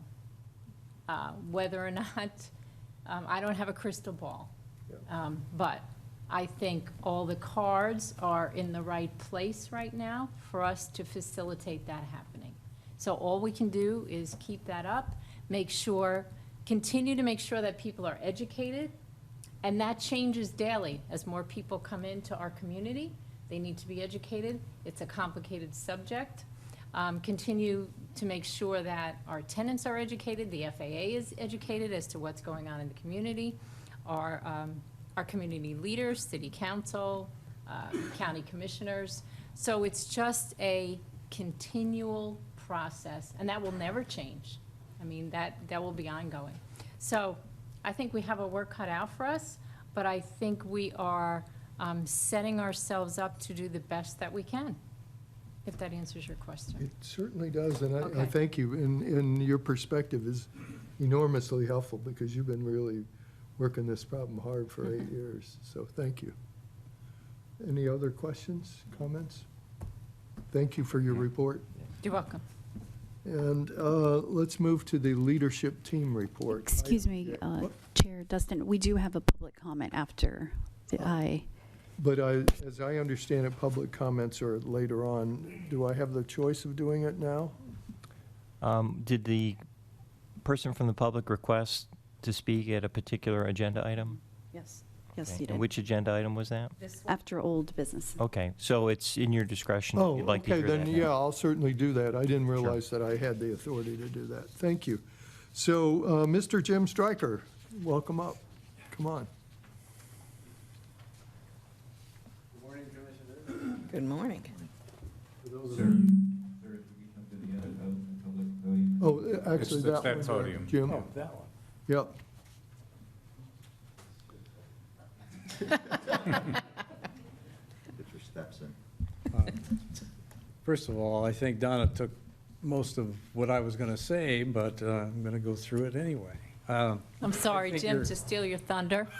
I think you're absolutely right. It's both within the framework and outside of it. And I think what's happened is we've all, raised the problems, and now we need to look at the solutions. And I think the important thing is that we look at them together. And I'm speaking really personally as opposed to, as chairman of the Airport Committee of O&A and a director. So if I say we now and then, I think I have pretty much support, but it's my opinion, not theirs. I've been James Stryker. I live at 431 8th Avenue South. And I've been a resident of Naples for over 20 years now. When I was a resident and first became a resident, there were, I think, 20,000 flights of jets over Old Naples. And then I think in the last 3 years, because of the pandemic and the move to private aircraft, I think it's been 20,000 in the last 3 years in addition, which is a huge volume. And correct me if I'm wrong on that number, but the total operations now at the airport are over 120,000, I think. And that's per year. And this dramatic increase, as you know, and we've talked about before, has really caused a major problem in particularly Old Naples, where I live. And Old Naples has a unique problem because it gets most of the traffic in the southwest quadrant in And that's a lot of traffic, and I don't know what it is, 35% of the total? Well, it's a great deal, and a lot of them are flying below 1,000 feet. And, you know, as chairman of the committee, I get more complaints than you do about noise and everything else from constituents and friends. And I think we could all say that complaints don't really reflect the problem, because it is now intolerable in terms of the numbers, that 20,000 more in the last 3 years. And that's what we need to focus on, is the volume now going overhead, because, you know, that is unique. But Old Naples, of course, does not want to transfer that problem of low-flying jets to any other neighborhoods. So we leave it up to you guys to figure out a solution and work together with City Council, and which, you know, those are the two largest stakeholders, the two that have the most effect on the FAA. You know, we, O&A is, of course, willing to help, and we've talked a little bit about what things we can do to help reach out to the community for the options that we support. And frankly, all of them that were brought up at the joint session that you just mentioned, we would support. I mean, I know that we would support. I know we have board support. The question is, how broad is the support in Old Naples? And I think it's pretty broad. And the, you know, is that it? I'll grant you another minute to Okay. finish up. You don't get enough credit, and we appreciate the job that you do. I certainly do, because, you know, you guys have spent a lot of time on this. You're devoted to it, and, you know I can appreciate all the work you put into it, and so does our board. On the other hand, we've got issues that are very important. We're being addressed now. The noise study is a framework only. Let's look outside the box on it and work together with City Council and address those issues. I think together with City Council, meeting with the FAA, putting a joint resolution of problems. You talked about the end game. Focus on that end game. And then those things are 5 years, 20 years down the road. There are things that can be done now, and that's what we ought to be looking at, just to reduce that impact. And it's really not just an Old Naples problem. It's a city problem, and we've got an airport that, you know, needs attention, and we're willing to help. Thanks. Thank you. Thank you. Any comments, commissioners? I have one. Yes. Just to add to Mr. Stryker's comment, it's really not just a city problem, it's actually a country problem, as these kinds of issues are happening all over the country. And, you know, that in one way is in our favor, because the FAA is attuned to that. And that is causing them to listen a little bit differently to maybe some of the things that we're saying. Because this is happening in many areas of the country. So I just add that. I just would add off the record that. You have to come back up here, Jim. I totally agree with that, and I know we've all read about. Turn your mic Turn your on, mic Jim. on, Jim. I think it's on. There you go. There you go. Thanks. I agree with that, because the FAA is under pressure now. I mean, it's not just what's happening with going private. It has, they really want those most affected by the noise, and their interest is not as much noise as it really is safety. And I think that's also something that we have to look at in terms of capacity of the airport, the capacity of the community to put up with more and more noise. And when we get the verticals, we better be ready for it. And I agree with you that we need to get focused on what is the end game, but let's focus on what can be done now in the process. And you're right, the timing is perfect with the pressure on the FAA. And the letter from, that Diane wrote, excuse me, to the, I think it went out to everybody. It summed up the cooperation that they're willing to make. They're willing to go halfway, the FAA, on let's get at resolution of the problems, but let's focus on them. And I know you guys have tried to get the meeting with the council set. We've talked to there, September is for sure. It should happen sooner, but they need to understand what is their game plan too. So be patient. Thank you. Well, that's something we've had a lot of, Jim. Patience. Yes. Thank you. Yeah, we've been desirous of getting council's input for a long time. So let's, I was thinking about saying something. I will comment. I am, with Mr. Birch's help, I have drafted a letter that might get published in the Naples Daily News, summarizing all these things and requesting the community to continue to give us their input. So if it appears, you'll know that it's appearing, but this is a helpful idea that Zach and Chris had, because we do, I have been told many times by many members of the community that we're doing a pretty good job, but we need to do a little better job of telling them what we're doing. And so we're trying to do that. Let's move to the leadership team report. Thank you.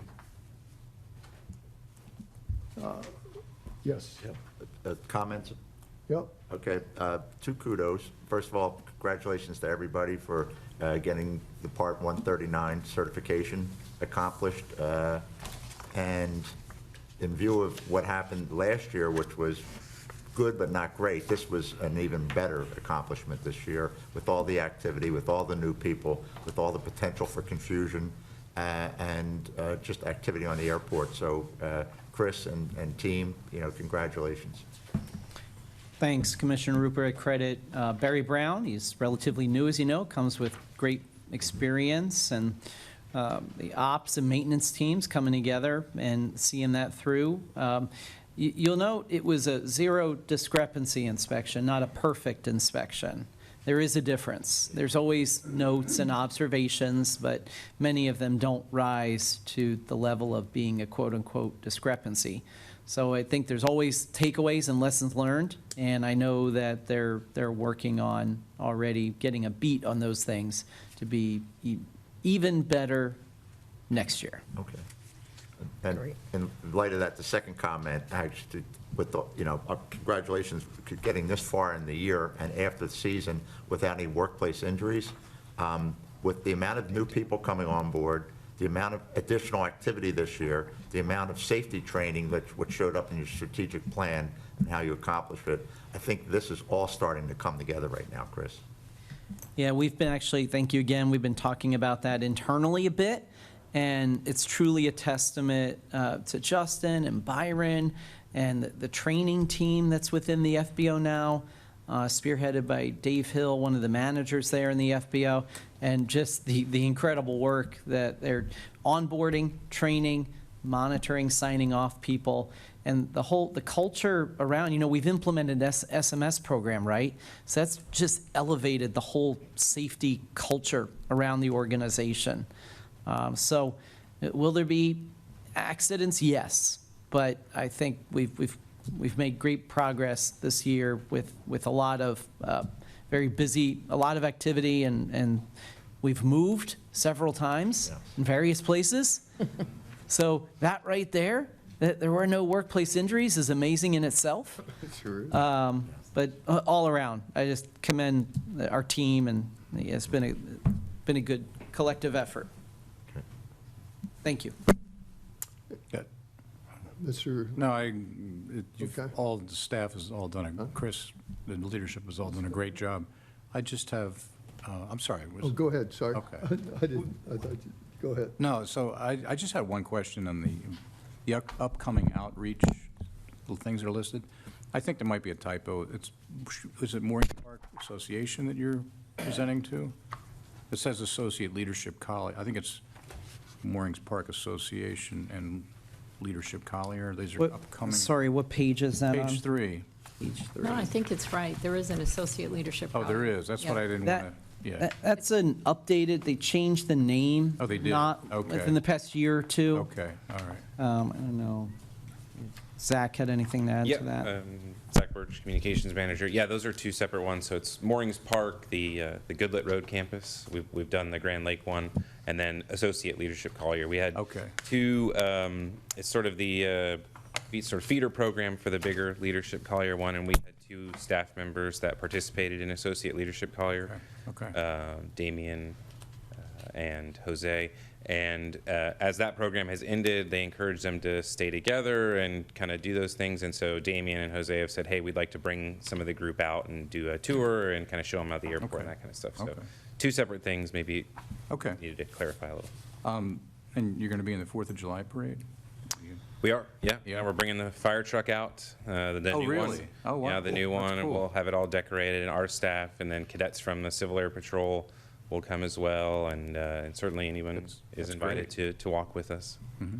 Lineup starts at 8:30, and the parade starts at 10. We generally request to be towards the beginning of the parade so we can get the truck back in service as quickly as possible and not away from the airport. But yeah, it's always a good time, and this year, for the first time, I think in 3 years, we'll be able to throw candy. So they told us we can do that now, so it'll be more exciting for everyone. But we try not to throw it too hard. We do extend invitation for people to walk with us, so each of you are welcome to join us as well. There'll be directions on that. And speaking of the ARF truck, we never were able to plan, call it a pushback ceremony, when you introduce a new apparatus like that into service. Although we took delivery several months ago, there were some challenges putting it into service because of some supply chain issues with nitrogen. So we got that resolved not long ago, and we're trying to coordinate with the fire department. And then dates in August were being talked about. I said, you know what, let's just wait till the fall. And that's when there'll be more opportunity and more people to come. So we are still planning an event. It'll just be later this year. Gotcha. Can more than one commissioner walk? Now you caught me off guard. We will discuss that internally and follow up As with long you. as they're within 6 feet of each other, yeah. And wearing a mask. We'll follow up with you on that. I love it. This great. is good. Any other comments on the leadership team report? Great. Let's move. Just one more. Whoops, sorry. Okay, and I was talking to Diane at the break, too. I was glad to see the progress from some of the people that have, quote-unquote, violated our night operations, particularly the largest one. But I'm also noticing, because of the time of year, I think, that the flight school activity all of a sudden has picked up, looked like from the East Coast. So I assume the next step for something like this is to have conversation with them, to just let them know, hey, we have a curfew, and B, we would appreciate your cooperation there. Yeah, precisely. And then because it is that time of year when the days are longer. Yes. The sun, daylight later, and they do have to do night training across country. So it is typical to see more flight schools appear on those lists. But yes, I know Diane has been doing more outreach with those flight schools, and that'll be a continued effort. Okay, thank you. I'm glad you brought that up, because it was something, but it also feeds into inspire the next generation of aviation professionals, because they do need to get that nighttime training. Yeah, I know. And they've got to pick a cross. But if I understand it right, that's going to be in the kind of shoulder hours there of 10 to 11 more than something that's even more difficult for our community. Is that correct? Yeah, I think you see those flight school ops mostly in the shoulder hours. You don't see too much of that, 12, 1, 2 in the morning sort of thing. I'll add, you've probably seen in many news outlets and affecting airline travel, there's a significant pilot shortage. Yeah. And with the sunset being at 8:30, there's a period of time that after that it actually falls into night up, and then they take off from another airport, and they're here an hour later, they're already at the Yeah, shoulder so, hour. Yeah. so I think we need to kind of ask the public to understand that the flight schools, given the fact that it's summer hours, are going to need to maybe violate the curfew for a while. And I know one of you had asked me, and so of the noise comments from last month, about 70% of them were related to jets. So there's still, the minority of the noise comments are from the piston and Right. flight training type activity. Okay. I think that's it on the leadership team report. Mr. Warner, financial reports, item K.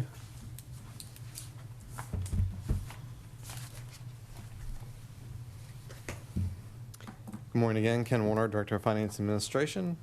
Going through the May financials. For the month of May, operating revenue was $2.6 million compared to a budget of $3.1 million, which was unfavorable to budget by $479,000. This is primarily due to our fuel gallons were pretty much flat to budget. However, we did do a price decrease a couple months ago because we were so far ahead in volume for the year. So now that the volume is flat, we're seeing that impact our revenue.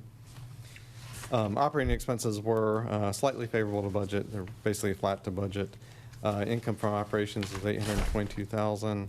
Ken, I didn't quite understand what we did a price decrease?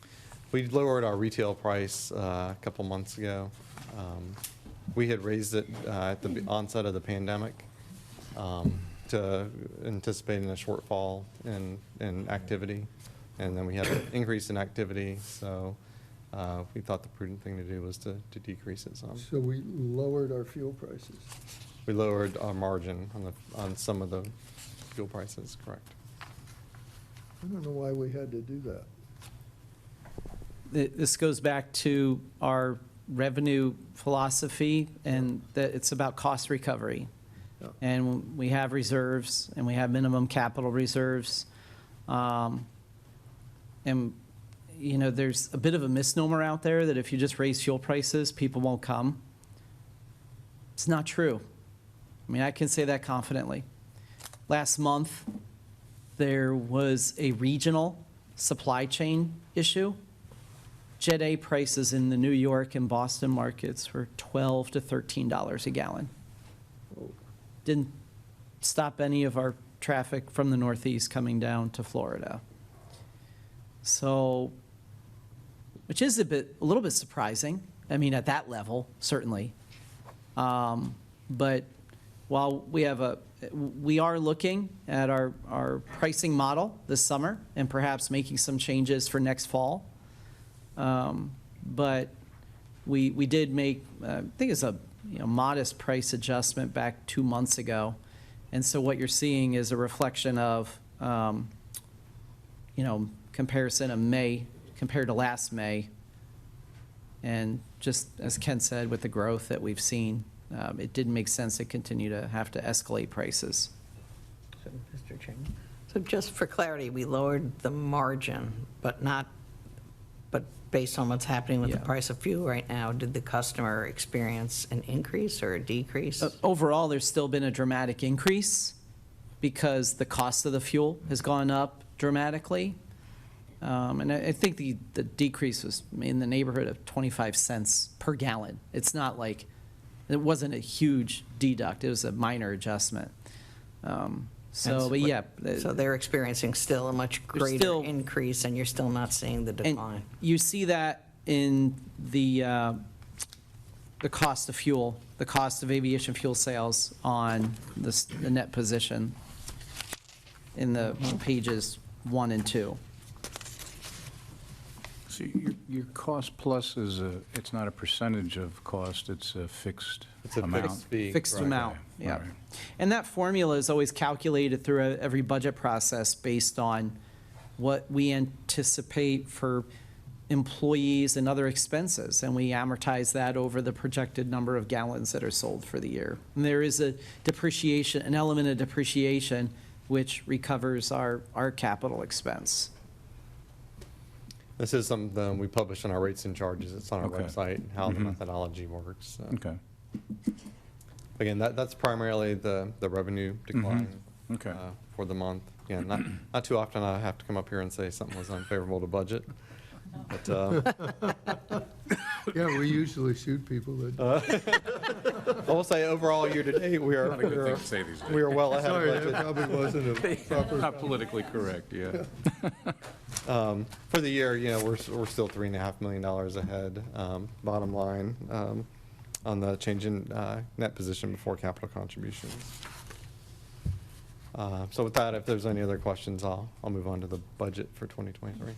Just one quick one, because it also, I think, shows up in the budget. Under the minor equipment, it says new computers and TVs for model GAT, and I understand why you did that. Where's the point where something becomes capitalized versus expensed? Over $2,500. So a lot of these computers are less. So it's a dollar threshold, it's not the threshold. useful life of the asset? Correct. Okay. Right.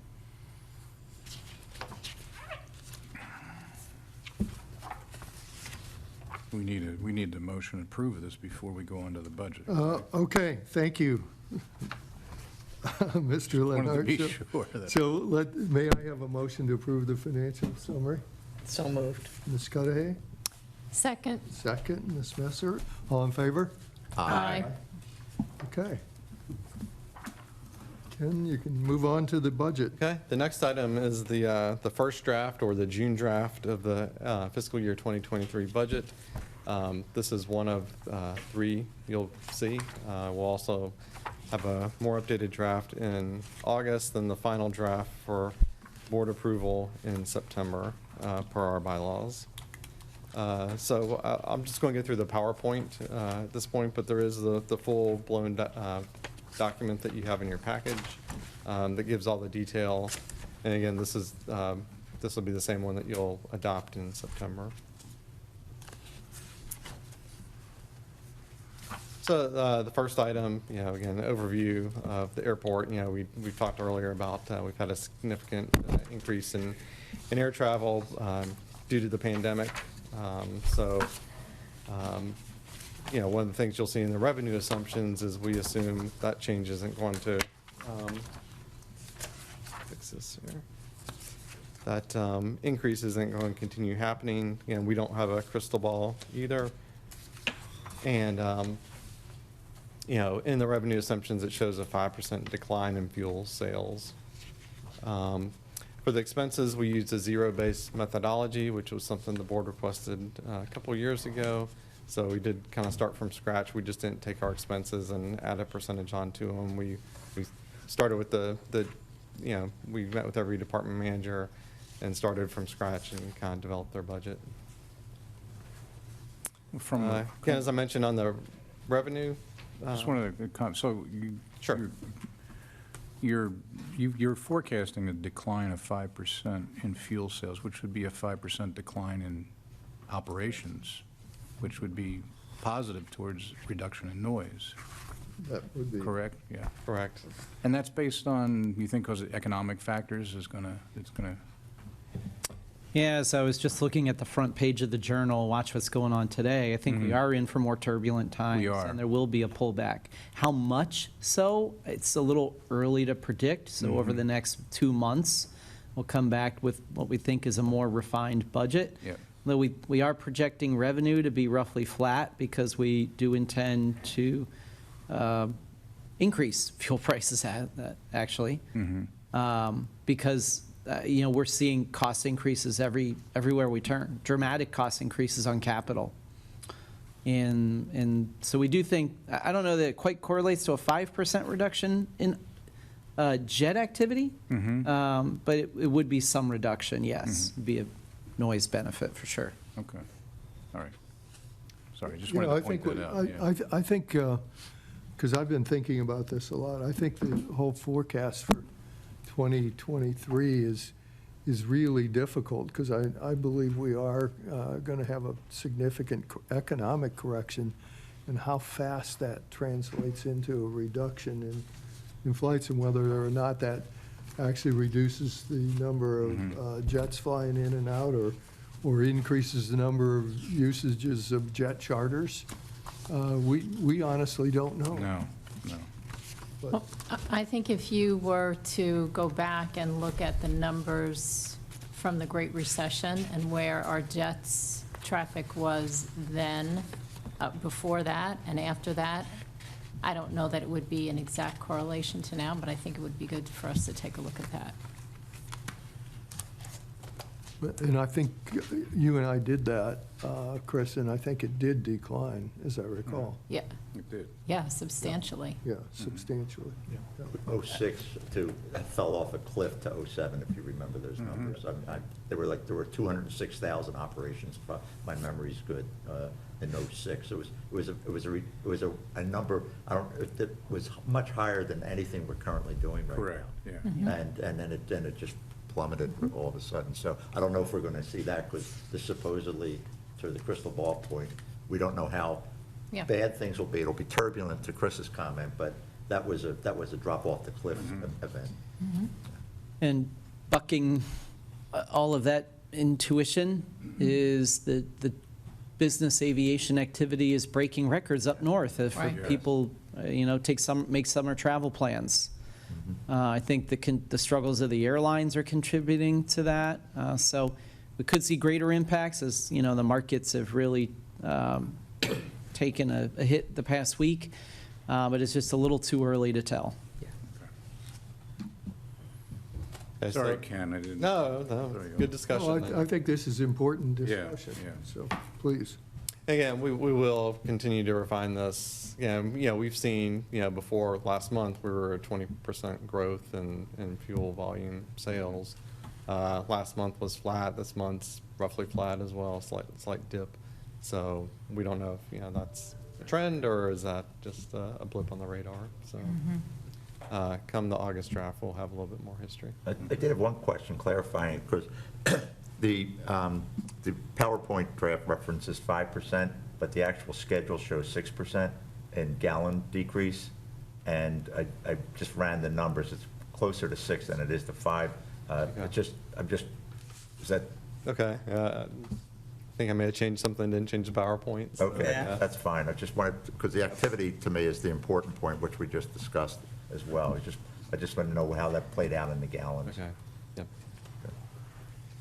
Next item, hangar building and land rents. We did a market survey in 2019. We're doing like a 4 to 5 year increase, because some of our hangars were significantly under market, as well as land rents. We stopped that during the COVID, when the downturn happened, so we're going to resume those market adjustments. Again, that's an overall 8% increase. Again, part of the thing we also do is CPI increase. With CPI 8.5%, 8.6%, that's what that number is in the budget. Ramp tie down and line services, we think just a 6% decrease based on the volume. Customs, we do see maybe a bit of increase. We've had a record year for customs activity from international travel. Now that the COVID testing requirement is lifted, we'll see if that has any impact, but we're forecasting a slight increase in that. Operating expense, as I mentioned earlier, we built the budgets from scratch, and had all the department managers give input into them. Personnel is the biggest component of our budget. This line item includes both the straight salaries, the payroll taxes, and the benefits associated with them. Right now, the current draft has 8 additional full-time FTEs to improve customer service and build the strength in some of the departments, including 2 that were mentioned earlier when Zach was doing his presentation about noise. We have a director of communications and noise position, as well as a noise mitigation specialist position added in next year's budget. As well as Assistant Director of Finance and Administration to help in some of the areas that I manage, and Facility Supervisor. That's approximately $800,000. CPI increases for existing employees of 5%. You're maybe asking why it's not 8.5%, which is what we've seen.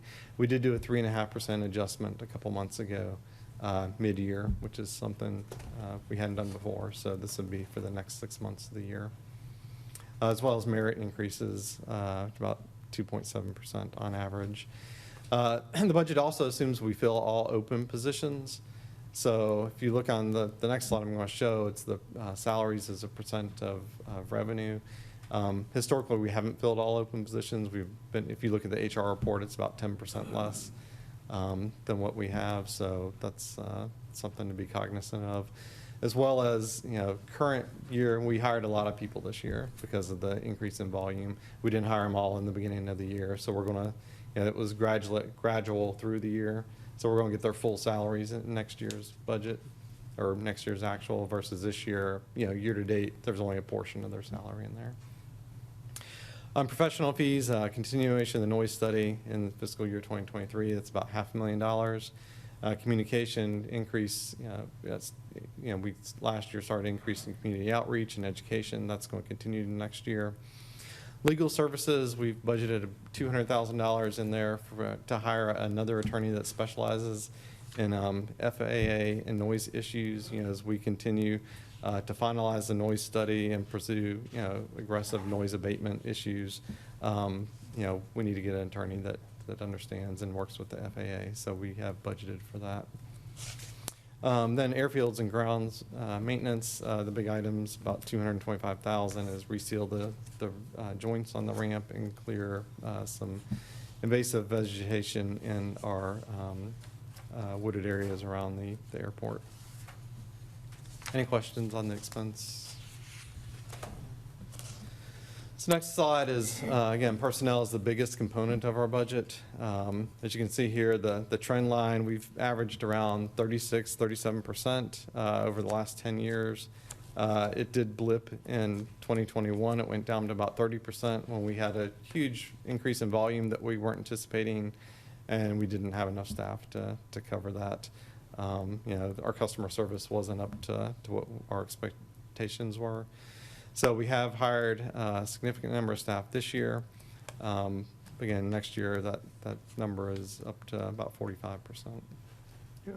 If I could comment there, I've expressed to Mr. Rosansky that I have some concerns that if we're actually going to experience a down trend, I don't think that we should be, and I'm sure he won't, be adding more people because people and volume need to be kept in check. I also am feeling very uncomfortable, Ken, about my comment about your presenting a downturn and my incorrect and inappropriate statement. So I'm apologizing to you, the commissioners, and to the staff and all the public for that statement. Thank you. So, most of the positions are in the FBO, which is a direct correlation to volume. Again, we have a significant number of open positions we didn't fill this year because we couldn't get them onboarded and trained fast enough. So we will work with the FBO leadership to again, look at those as we go through the next round. And just because I had the same question yesterday with the amount of open positions plus the new positions, I frankly, for the most part, from what I can see, are not something that I'm challenging on any level. I think they're needed, but you have $1.4 million of open positions between now and the end of September, plus we're going to be adding some additional people. I'm only asking that we just do a scrutiny of what's open versus what, because I don't want to go back to what we had 2 years ago where we were just running ourselves ragged and putting ourselves into an exposure for both losing employees as well as safety and more important, customer service as well as safety. I shouldn't say more important. So I just really would like to get, as we get further along in the budget process. Yep, certainly. We heard that loud and clear during our budget discussions with you, so we'll further refine that in preparation for the August draft.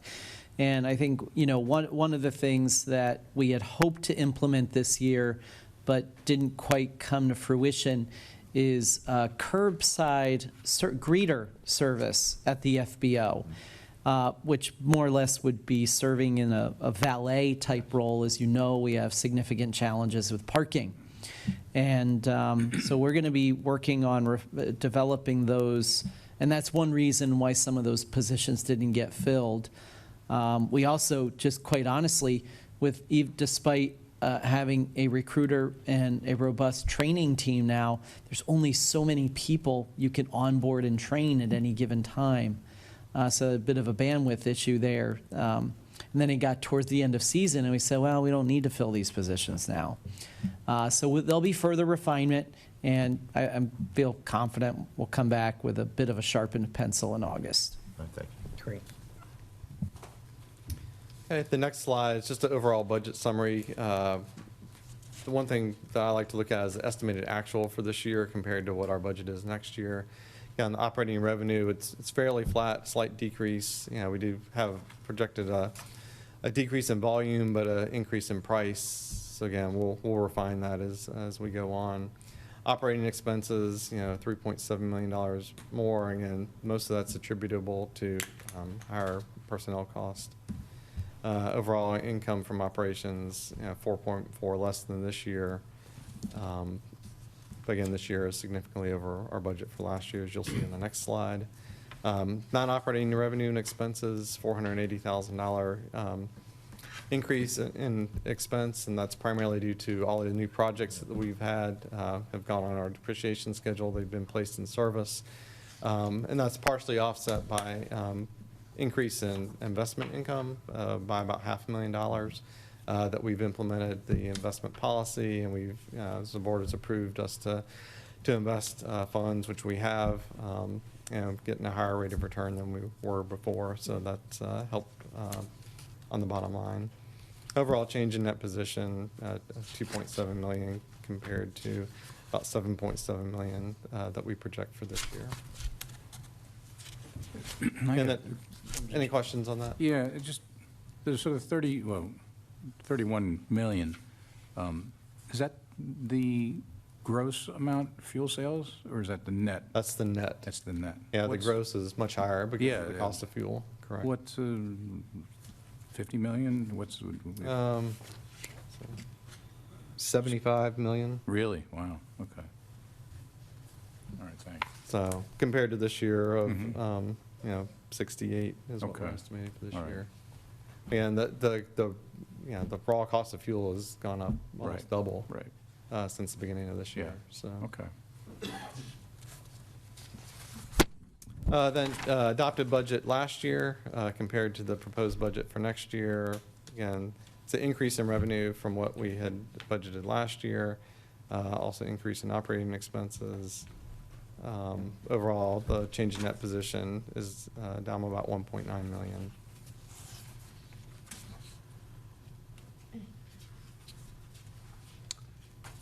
Again, the detail is on. Because you're looking for comments. If there's any comments, again, we'll do another August draft Right. and then the final in September. Should we comment on the capital budget now, or? Yeah, I'll move to that. Next one, again, this is the overview of the capital. You have the detail in your package of the projects.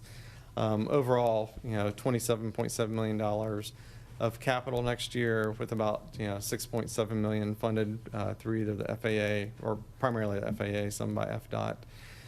21 million funded by the authority. This year we'll spend about 14 million. To put it in context, we do have a lot of projects, as you approved earlier this morning. A lot of those that you see on the bottom of the list here, over 1 million. It takes some time to get going, but we do anticipate doing a significant amount of projects next year. I did have a comment. Yes, sir.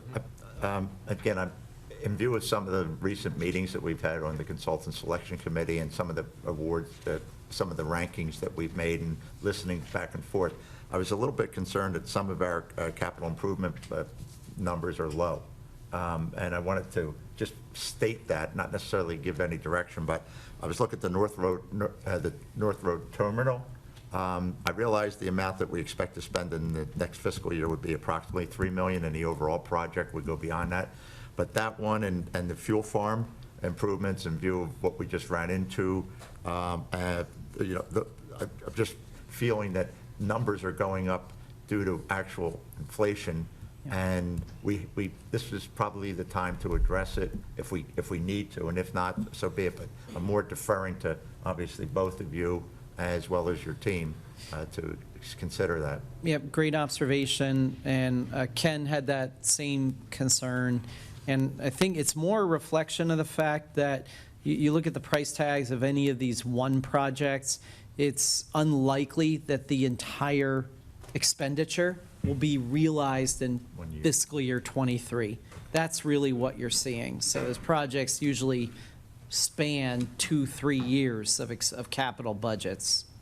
That's mostly because the estimates are based, we went through and Ken worked with Justin and Carrie and some of the engineering consultants that we have on updating all these project costs. So we do feel like the total project costs should be pretty accurate. Okay. And that's correct. And even we put an inflation factor in there on top of, we kind of did a new baseline about 2 months ago, what we think the project will cost, and we put additional inflation factor in there. It's not transitory? Oh, sorry. Temporary, yes. That was good.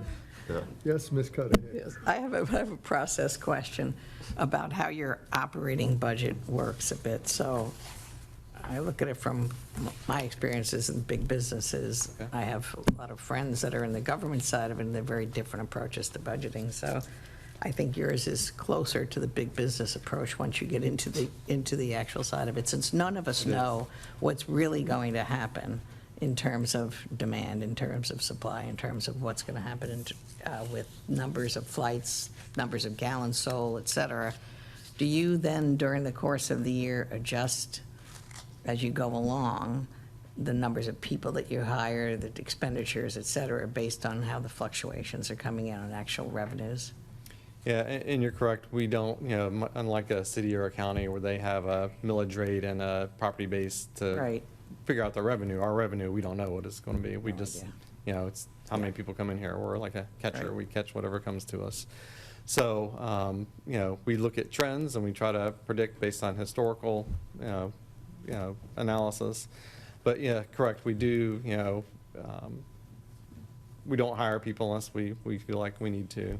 Same thing on the expenses. Like when COVID hit, we kind of stopped everything. So Right. we knew, we needed to tighten our belt some. So we look at it every month and see where we're at. So Perfect. we Thank you. monitor it on a continual basis. Thank you.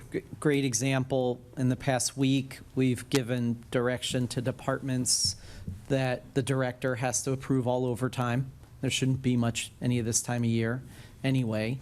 And then it's not a hiring freeze, but we're just simply not hiring in those FBO-related positions right now. We don't need to. Right. It is a balance, though, because you want to recruit and hire people so you can train them so that you're not throwing them out there peak season for the first time. That is a very difficult time for somebody to get their feet wet. Right. Unfortunately, we have been in that position the past few years. So come August, we're going to look to start, if we think that, okay, we kind of have a sense of where this is going for next season, that's really the time to be hiring people. Great. Thank you. Okay. And then I'd like to echo, kind of what Chris and somebody else mentioned earlier about safety. That is a primary concern. We have not had any workers' comp injuries this year. So, we want to keep our employees safe and make sure they're properly trained before we put them out there. So that may cost a little bit on the front end, but on the back end, it can pay tremendous Absolutely. dividends. And the last page is this is what would be adopted at the final budget meeting. The board will adopt budgeted expenses and expenditures. Right now, it's $47.5 million. And then it shows, what's available, which is the $59 million, which we project going into the beginning of next fiscal year, October 1st, plus the revenue of 31.8 would be available for utilization. So we have more than enough to cover the $47 million. So at the end of the year, we'd be left with operating reserves of $12 million and 36.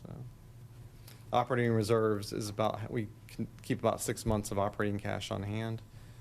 So 24 million is our operating expense budget for next year, so that's half of that.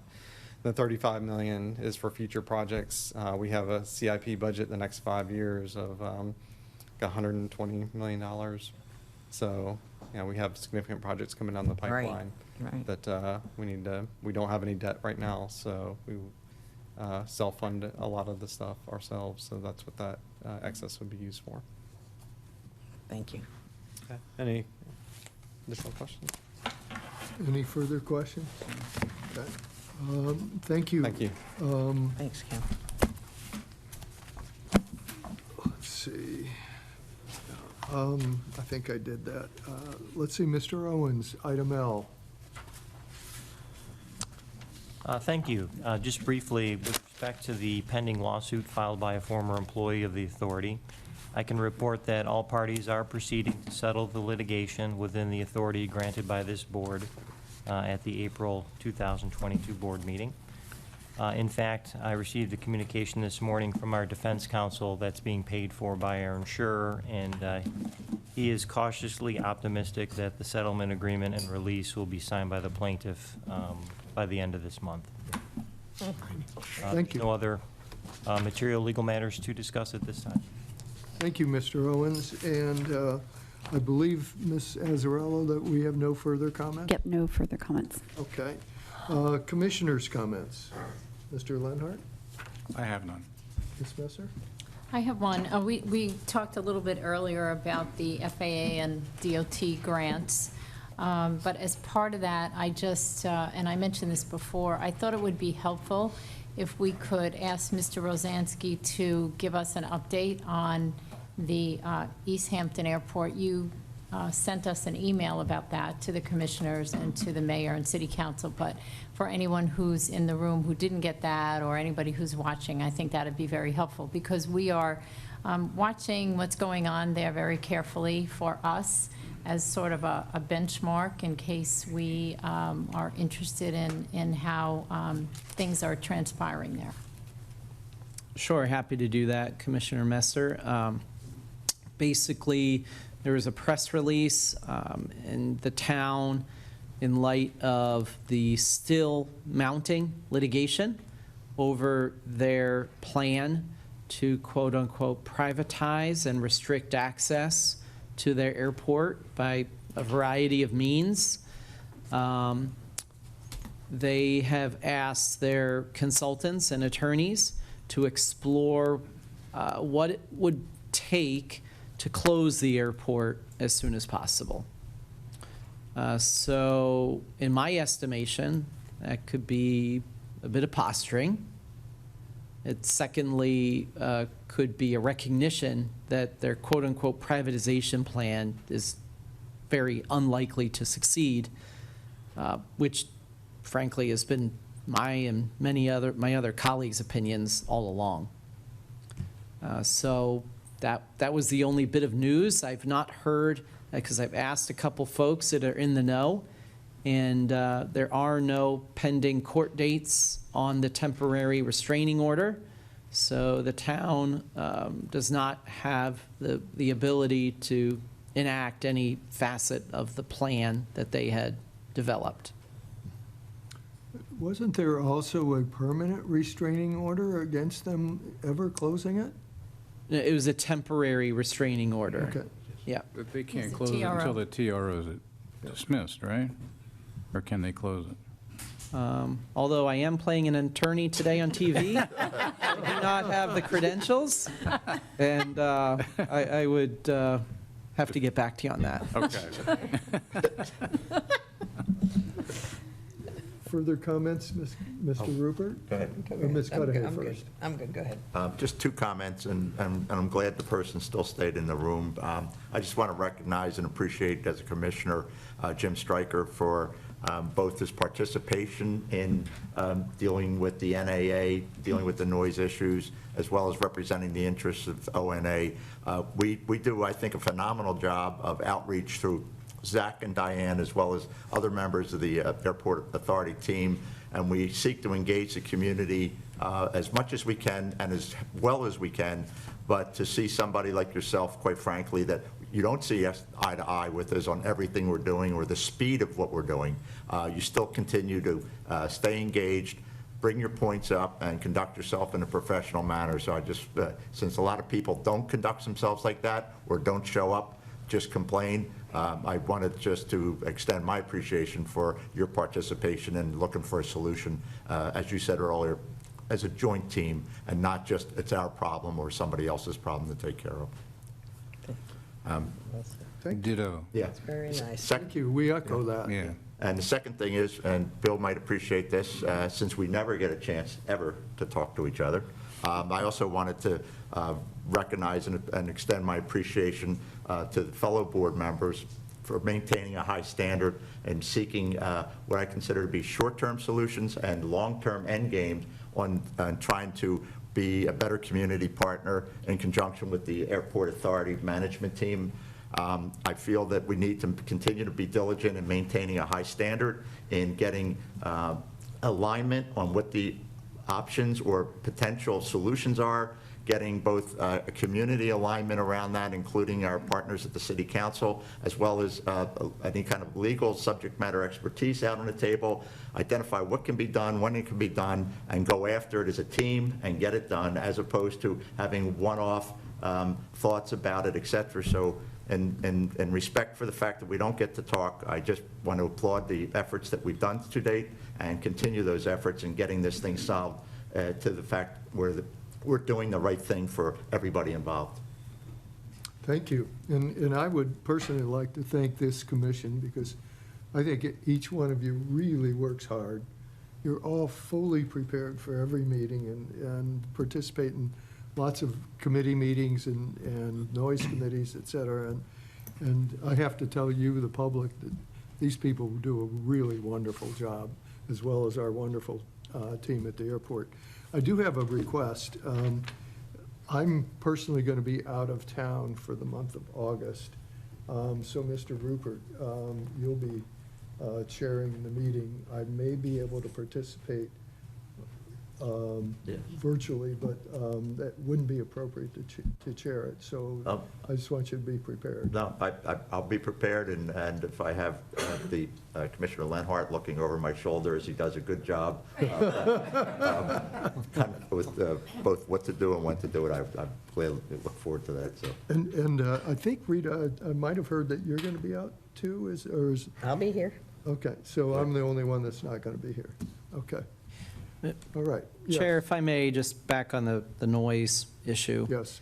I expressed this at the June 2nd joint workshop between the TAC and the NCC, which some of you attended, that the framework of federal law is you basically either have an airport or you don't.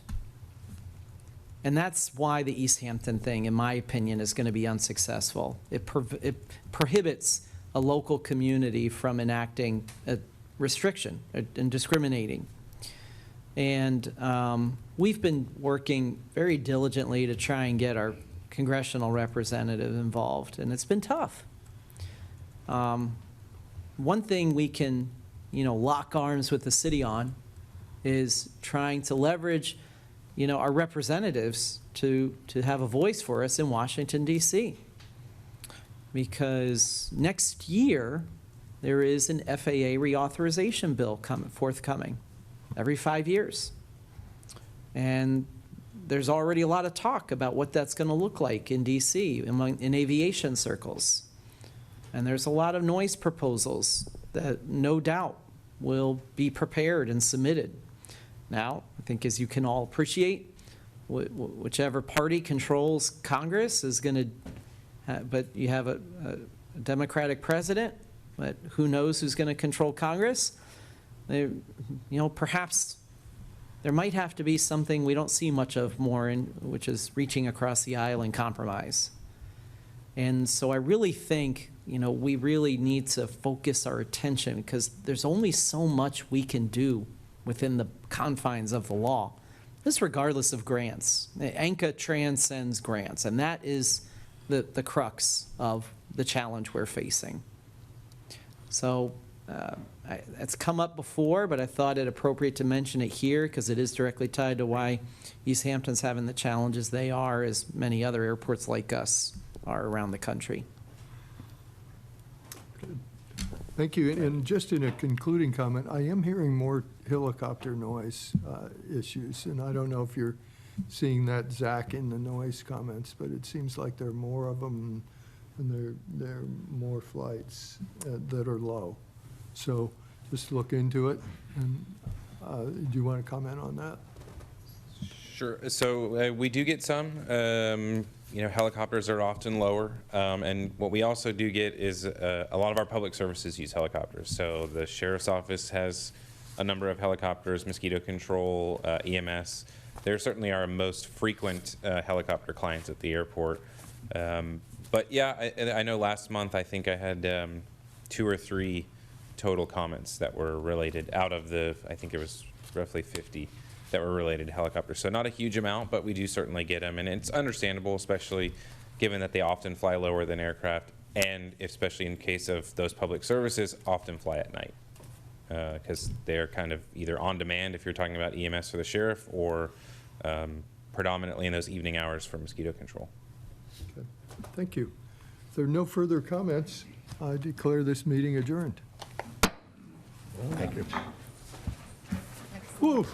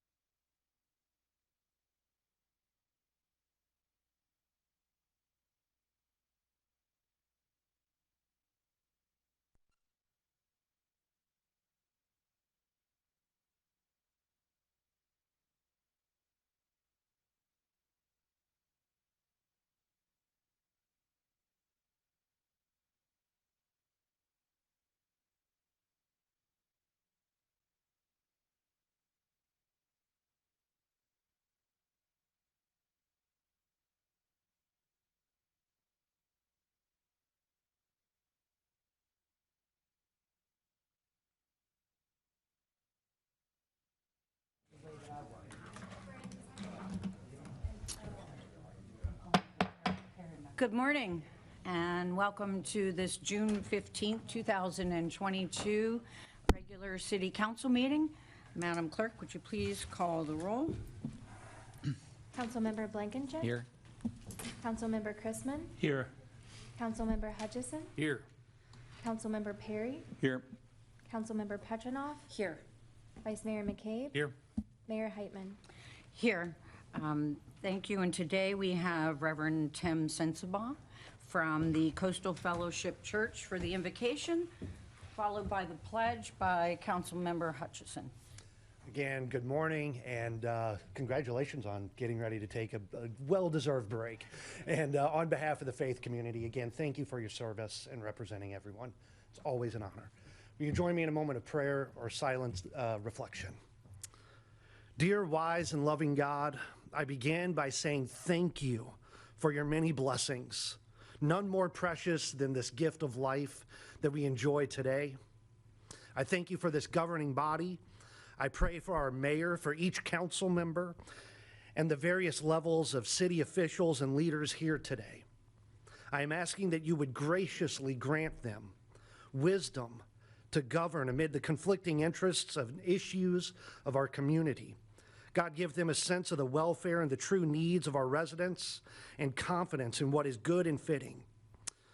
Father, I ask that you grant them the ability to work together in harmony, even when there is honest disagreement. Give them personal peace in their lives and joy in their task today. Father, I pray for the agenda that's set before them, no matter how large it may be today. Please give them an assurance of what you would want, what is good, and what would benefit those who live, work, and visit our beloved city of Naples. It's in your most blessed name that we pray. Amen. Amen. Ladies and gentlemen, please join me in the pledge. I pledge allegiance to the flag of the United States of America and to the republic for which it stands, one nation, under God, indivisible, with liberty and justice for all.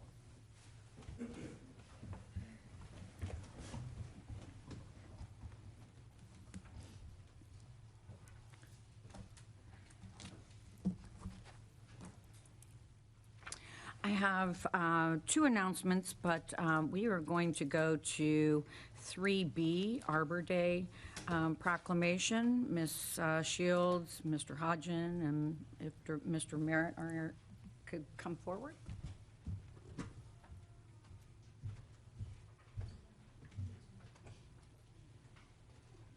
He says you're all on your own. What else is new?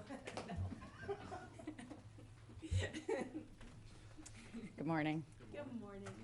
So it's my honor to have a proclamation. Whereas in 1872, J. Sterling Morton proposed to the Nebraska Board of Agriculture that a special day be set aside for planting of trees. And whereas this holiday called Arbor Day was first observed with the planting of more than 1 million trees in Nebraska, and Arbor Day is now observed throughout the nation and the world. And whereas trees reduce erosion of precious topsoil by wind, water, reducing heat and cooling cost, clean the air, and produce oxygen that provide habitat for wildlife. And whereas trees are a renewable resource giving us paper, wood for our homes, fuel for our fires, and countless other wood products. And whereas trees in our city increase property values, enhance the economic viability of the business area, and the beauty of our community. And whereas the city of Naples will be recognized for the 25th year as a Tree City USA by the National Arbor Day Foundation and desires to continue its tree planting practices. The city has also been awarded the prestigious Tree City USA Growth Award for 15 consecutive years. And whereas the city of Naples has been recognized for 3 years as a Tree City of the World City, including being part of the 2019 inaugural class. Now, therefore, I, Teresa Heitman, by the virtue of the authority vested in me as mayor of the city of Naples, Florida, do hereby proclaim June 29th, 2022 to be designated as Arbor Day. So, thank you.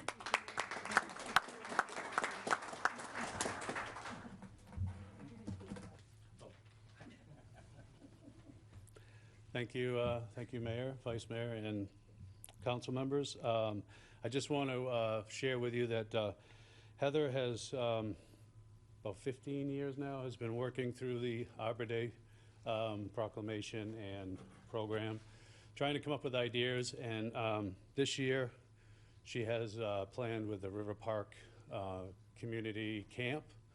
And if you all could join, or maybe, I think it's 10 a.m.? 10 a.m. Is that correct? Yeah, 10 a.m. is on Wednesday, June 29th at River Park Community Center. So, I believe 70 kids? 70 kids, I'm sorry. Yeah, 70 kids are planned to be there, so please join us, and thank you. Thank you.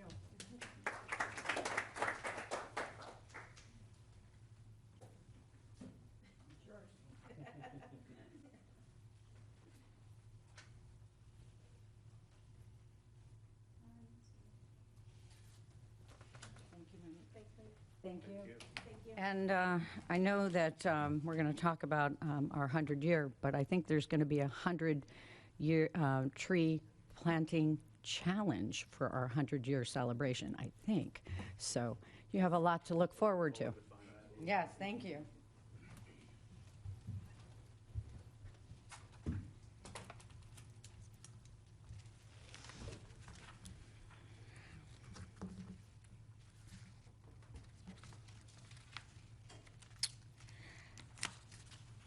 That takes us to setting the agenda.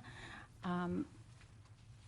Boudouchoir, is it possible, and Ms. Duperich, to move the quasi-judicial items forward? Yes, they have not been advertised as time certains. I would just ask that we make sure that anyone intending to provide testimony or do a presentation, that they are present at the time that you reorganize it. So that would be for items 10A and 10B, 10C, 10F.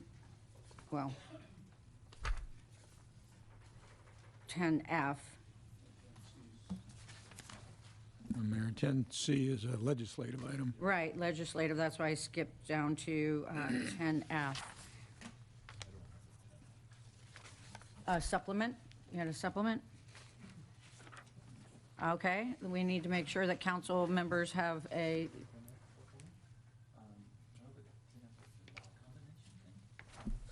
We're working from supplement 2, correct? correct, supplement 2.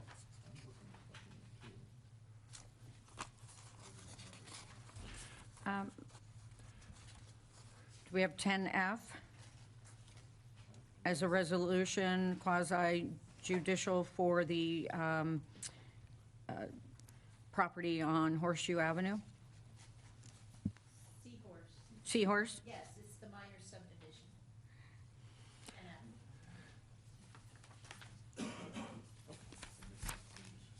We're good. Okay. Everybody, So, I'm sorry. same agenda? I'm on this, I have the right agenda, but what is the proposed action that we're? I'm trying to move up our quasi-judicial Oh. to benefit, Thank you. yes. Should we take a few items prior to, just to make sure that if staff can call and confirm that? Is that too much, Mr. Boudouchoir? No, I think that's wise that we maybe take about 10, 15 minutes and try to get through some items. Definitely the consent item. There's a couple of other agenda changes that I'd like to Okay. request. All right, council, do you have any other changes to the agenda? Council Member Perry? Yes, Mayor, I'd like to pull 7C from the consent agenda for discussion.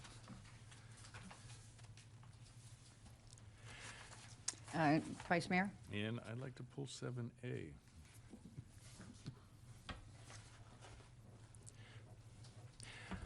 Should be really short, though. And Councilmember Chrisman? A question. Item 10A is still on the agenda? Yes, I wanted to review a couple of items, and maybe it might be helpful for me just to go through that list real quick. Thank you. There were some items that we wanted to pull at the staff level. One of them was 7C. We erred in putting this on the consent because there is some direction we need from you. There's some choices that you need to make in terms of the skylight question for the entrance of City Hall. So thank you, Councilman Perry, for pulling that. 7B. The concessions item, we'd also like to pull that. There's a little bit of a nuance issue here with assigning this agreement to a different corporate entity. We'll explain the details behind that. It's more of a technicality, but there's an action that we will need from you in addition to what we're asking here today. We'll get into the details of that. Item 10A. That was referenced. It's the bevy request. I have exercised my ability to grant one deferral. The applicant had requested that this item be deferred until August 17th. This item will need to be re-advertised, so we've advised the petitioner that it will need to be re-advertised, and they will need to take care of the payment, the costs of such advertisements, and they're okay with that. So I wanted to announce that that'll come off your agenda for action today, and we'll be back on August 17th.